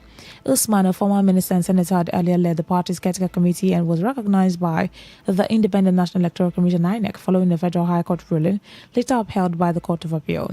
Her emergence at the conventions consolidates her leadership ahead of the preparations for the 2027 general elections, with party officials expressing confidence in her experience to strengthen the party's national structure.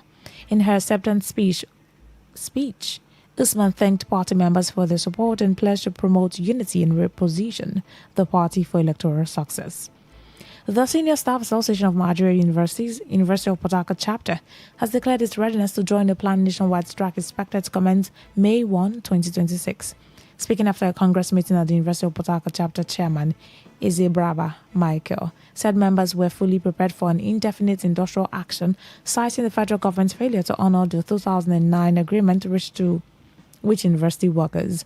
According to him, the decision reflects growing frustration among members over what he described as repeated disappointment and unmet commitment by the government.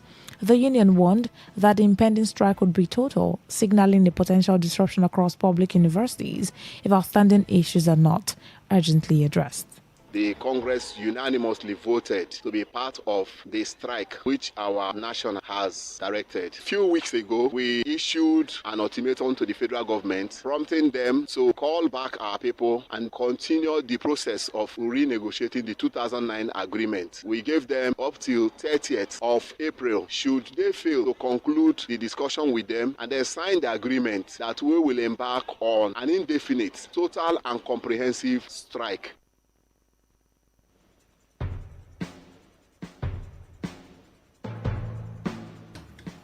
River State Governor Siminalayi Fubara says the ongoing construction of the new Creek Road Market in Old Port Harcourt City will be delivered as scheduled.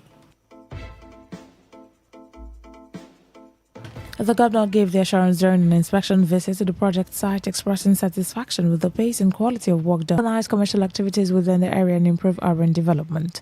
He explained that the modern facility will help relocate traders operating along the roads into a more structured and safer environment. The governor added that the relocation will also create space for the construction. He reaffirmed his administration's commitment to meeting the January delivery timeline for the project. We're here to inspect the ongoing projects, which is the Creek Road Market reconstruction. You are aware that we did promise our people in town that all the roads down will be fixed. But having adequate markets to accommodate the traders, they extended into the road. Because of that, it became a serious issue for our construction work. So we decided that for us to deliver a better project that will impress our people, more especially in town, we must embark on building a better and comfortable market for our people. The chairman of the People's Redemption Party (PRP) in Rivers State, Nature Dumali Kege, has advised supporters and loyal members of the party nationwide to rally behind the national leadership of the party led by Chairman Hakim Baba Ahmed. Dumali Kege, who spoke shortly after being awarded a based on his belief that the national chairman of the PRP has good intentions for the party and for Nigeria at large. The PRP state chairman, who is also the chief executive officer of the Youth Rescue International Development Organization (YRIDO), criticized what he described as a new political trend initiated by opposition poll as a check on government. The PRP state chairman also raised concerns over the prevailing insecurity in Rivers State and the Nigeria at large, suggesting that individuals currently regarded as hoodlums could become better members of society if the government takes the necessary steps, particularly in rehabilitating persons previously involved in cultism through to continue to queue behind the leadership of Dr. Hakim Baba Ahmed, National Chairman of People's Redemption Party. I want us to understand that he has good intention on the social media. The government of the day does not want any opposition in this nation. And I wonder this is a new trend because oppositions are structured and wired and positioned to checkmate, to criticize constructively things that governments are doing that are not right, including policies. Today, the insecurity in this country is alarming. Honestly, it has never been like this in the history of this country.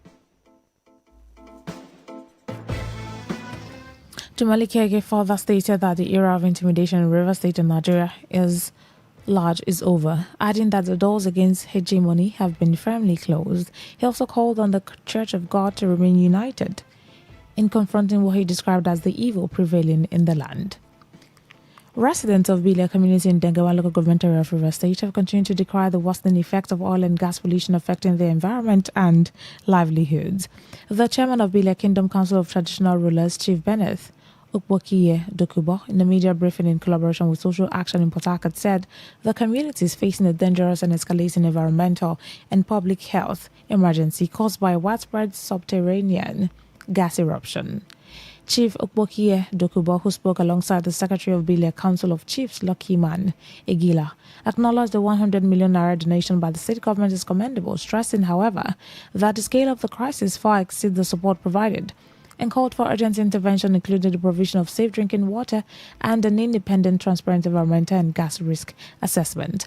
They also demanded the deployment of mobile health service for screening and treatment, as well as humanitarian relief for affected households, challenging the federal government to act decisively and transparently, emphasizing that the responsibility to protect citizens' right to life, health, and a safe environment is fundamental, and warned that delays or partial responses would only worsen the situation and further erode public trust. We acknowledge the donation of 100 million naira to the community by the Rivers State government for palliative measures. However, the magnitude of the crisis being faced by the people of Bilia Kingdom, both old and young, is much more than what the money can cover, even as a palliative measure. We challenge the Nigerian government to act decisively and transparently. The duty to protect citizens' rights to life, health, and a safe environment is not optional. It is fundamental. Delays, silence, or partial response only deepen harm and erode trusts. Also speaking, the Resource, Justice, Democracy and Governance Manager of Social Action, Prince Ekbere Edegbo, described the incident not as an isolated environmental anomaly but as a growing disaster, warning that gas bubbling in water resource, including wells used for daily living, signals a dangerous mix of environmental contamination, public health risk and collapsing livelihoods. This report brings to light in clear and urgent terms what the community has long been experiencing but has not been adequately heard. When the team from Social Action visited Bile Kingdom, they did not just encounter statistics, they encountered human suffering, that the team felt compelled to document what they saw. What will be shared publicly is a 5-minute documentary compressed only for the sake of time. But let it be clearly stated, what is captured in those 5 minutes is only a fraction of the reality on ground.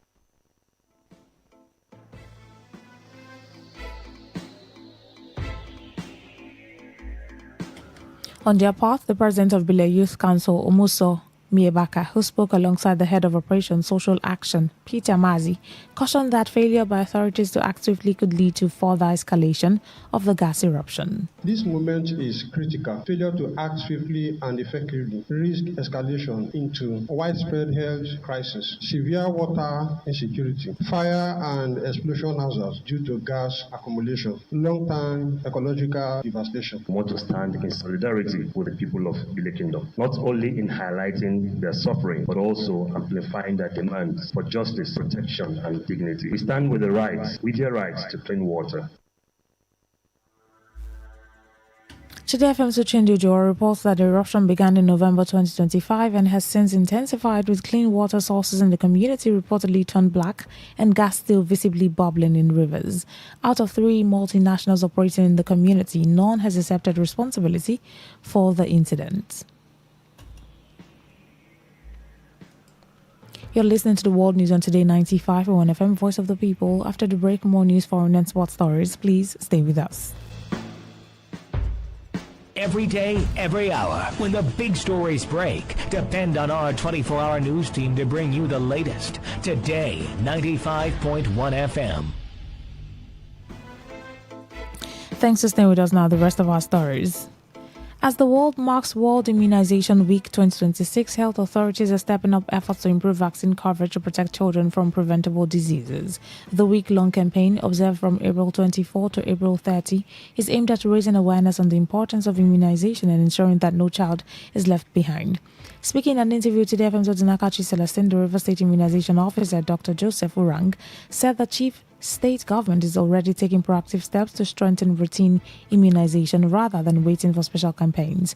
He explained that outreach programs have been intensified across communities to reach eligible children, aimed at closing the zero-dose gap and reducing the spread of vaccine-preventable diseases. All our eligible children with potent vaccine and trying to reduce the zero-dose gap, so that if we do that effectively, we'll be able to reduce the incidences of vaccine-preventable diseases across the state. All the health facilities are conducting what we call fixed sections and outreach sections. It's just our routine activities. So we are trying to intensify our routine activities by going out to outreaches, to settlements, seeing how we can get children vaccinated and all that. And we hope that we will have an increased number of children reached within this period.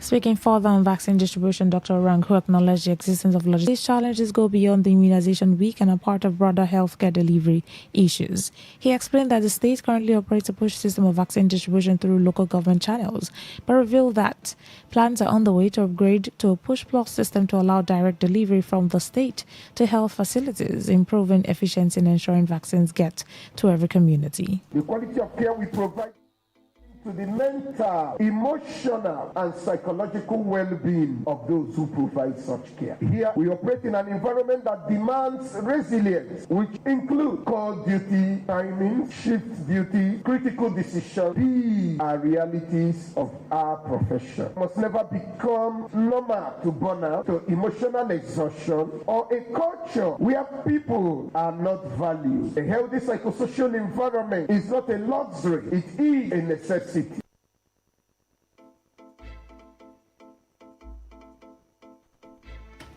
Meanwhile, the River State University Teaching Hospital, RSUTH, has marked the 2026 World Day for Safety and Health at Work with a strong call for improved workplace and well-being, especially in the area of mental and psychosocial health.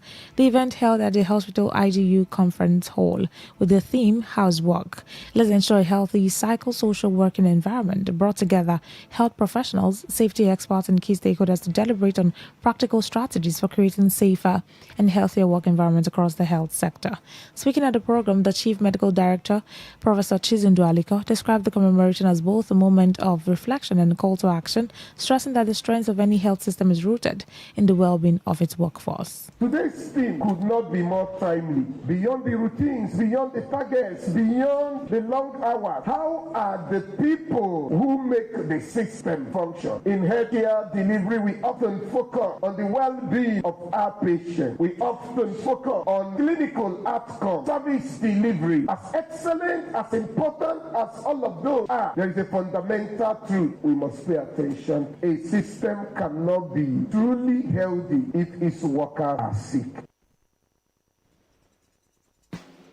Professor Chizindo Aliko noted that while attention is often placed on patient care, clinical outcomes and service delivery, health and safety of healthcare workers must not be overlooked, emphasizing that no system can function effectively if its workers are burdened by stress, unsafe conditions, or emotional exhaustion. The quality of care we provide is directly linked to the mental, emotional, and psychological well-being of those who provide such care. Here, we operate in an environment that demands resilience, which includes call duty, timing, shift duty, critical decisions. These are realities of our profession. It must never become normal to burnout, to emotional exhaustion, or a culture where people are not valued. A healthy psychosocial environment is not a luxury, it is a necessity. Also speaking, a safety expert and deputy president of the Institute of Healthcare Safety emphasized the importance of strengthening workplace safety culture as a foundation for effective incident reporting, noting that many workers often hesitate to report hazards due to fear, lack of trust, or absence of proper channels. Some level of transparency and openness. There must be a process where we care for one another. There should be a system in place where whatever we intend to provide will be such that you are giving a thumbs up than seen as somebody who causes problems. And I can tell you for sure, 2006, in organization I won't mention about the safety and proper implementation of systems will always make the process of psychosocial and the utilization of information into improvement. Today, FM's Nakachi Celestine reports that the management of RSUTH formally unveiled safety signage and workplace safety materials that will serve as guidelines to protect lives and organize people effectively during emergencies. The Hydrocarbon Pollution Remediation Project, HYPREP, says it's strengthening measures to protect both the physical and mental well-being of workers involved in the Ogoni cleanup as it marks the 2026 World Day for Safety and Health at Work. In a statement, Social Work and Environment for All highlights the need to go beyond physical safety by addressing workers' mental, emotional, and social welfare. The agency noted that since the launch of the Ogoni cleanup in 2017, following recommendations by the United Nations Environment Programme, it has integrated strict health, safety, and environment systems across remediation, shoreline cleanup, mangrove restoration, and construction activities.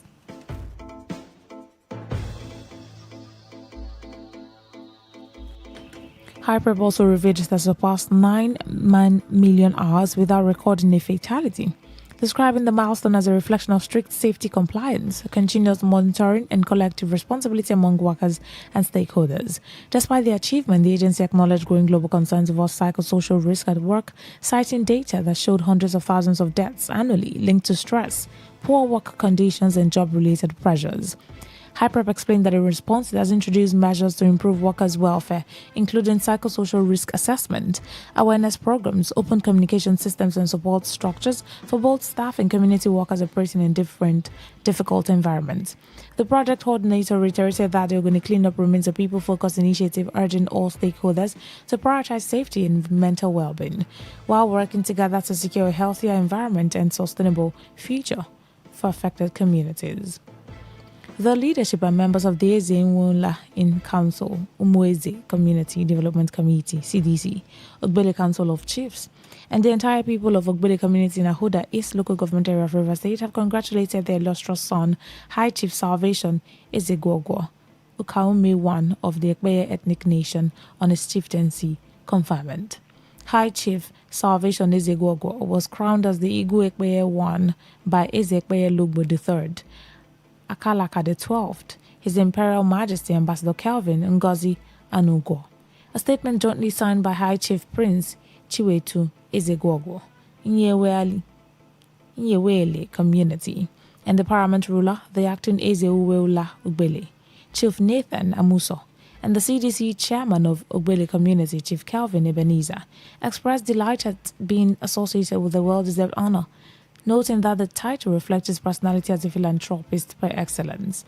The statement highlighted several of his philanthropic contributions, including sponsorship of individuals from secondary to tertiary education, construction of town halls, church auditoriums and pathonages, provision of medical care and attraction of infrastructural development to Ekpeye communities and beyond. They also commended the Ekpeye Supreme Monarch for what they described as a square peg in a square hole, applauding the choice to confer the prestigious title, which literally means the rock. While congratulating Eze Ekpeye Logbo III, the statement further prayed for his reign to be marked by peace, good health, and divine guidance. On the foreign scene, the International Criminal Court has ordered 7.2 million euros in compensation for more than 65,000 victims of Malian jihadist leader Al-Hassan Mahmoud, following his 2024 conviction for war crimes and crimes against humanity. Delivering the ruling in The Hague, the presiding judge, Kimberly Prost, said the preparations and reparations would focus on community-based rehabilitation alongside symbolic measures to address the harm caused during extremist rule in northern Mali. The court found Mahmoud, a key member of the Islamist group Ansar Dine, responsible for acts including torture, religious persecution and other inhumane treatment during the occupation of Timbuktu between 2012 and 2013. The reparations package includes socio-economic support, education and training, as well as psychological care, with tailored programs for victims of torture and targeted assistance for women and girls disproportionately affected by the abuses. Although Mahmoud has been declared financially liable, the court noted he is indigent and unable to pay. As a result, compensation will be provided through the ICC's Trust Fund for Victims, financed by... As expected, the news here's a summary of the major stories. The Labour Party has elected Nenadi Usman as its national chairman. The ADC has urged the Supreme Court to fast-track ruling amid its leadership crisis. We told you that the River State Governorship Sunalai Fubara has assured timely delivery of the Creek Road Market project. On the foreign scene, you also heard that the ICC has ordered 7.2 million euros reparations for victims of a Malian jihadist leader. That was the news as edited by Stella Sasongo Kori. For comments and inquiries, please call 081-838-92850. Send your emails to news@todayfmlive.com. You can read our stories on www.todayfmlive.com. On Facebook at Today95.1fm. On Instagram at TodayFM951. On X at TodayFM951. You can also join our YouTube live at Today95.1fm. I'm Rona Agbara. Thank you so much for listening. Good evening.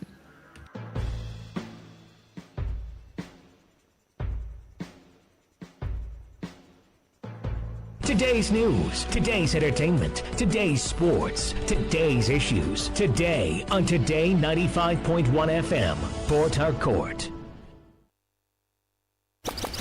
Hit the road, fill your drive. Ignite the vibe, stay locked. Today 95.1 FM, radio on the go.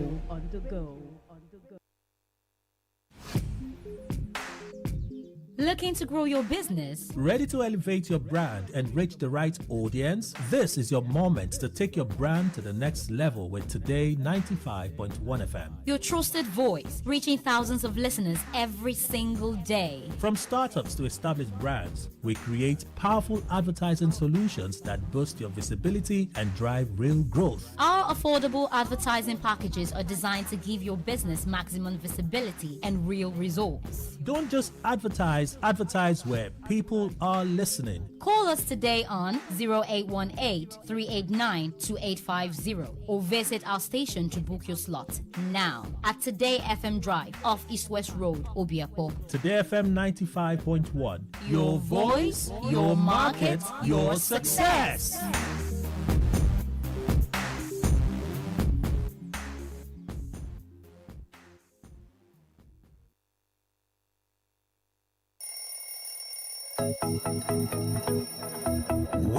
Wake up to today's quest, where breakfast on the radio is full course. We start with some motivation to ignite the spark in you for a great day. then a full interactive sports show on Sport Attack 6:30 a.m. Unbeatable and concise news reports on the world news at 7 a.m. and our newspaper review segment now 7:30 a.m. Oh yes, 7:30 a.m. The scoops and the commentaries from my esteemed panelists. Today's quest, 6 a.m. to 11 a.m. on Today 95.1 FM, Port Harcourt. Miss it, you miss out.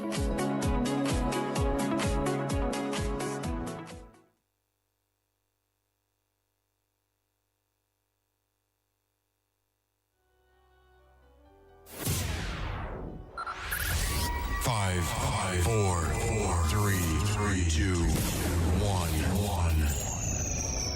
Let's take you into a realm, another dimension, a reality of higher intelligence, discovery, and quantum possibilities. Tune in every Monday, 1 p.m. to 2 p.m. on this station and be part of this journey as we address issues that relate to you and your tech life. It is Today's Tech Show on your premium talk, news and sports station. Today, 95.1 FM.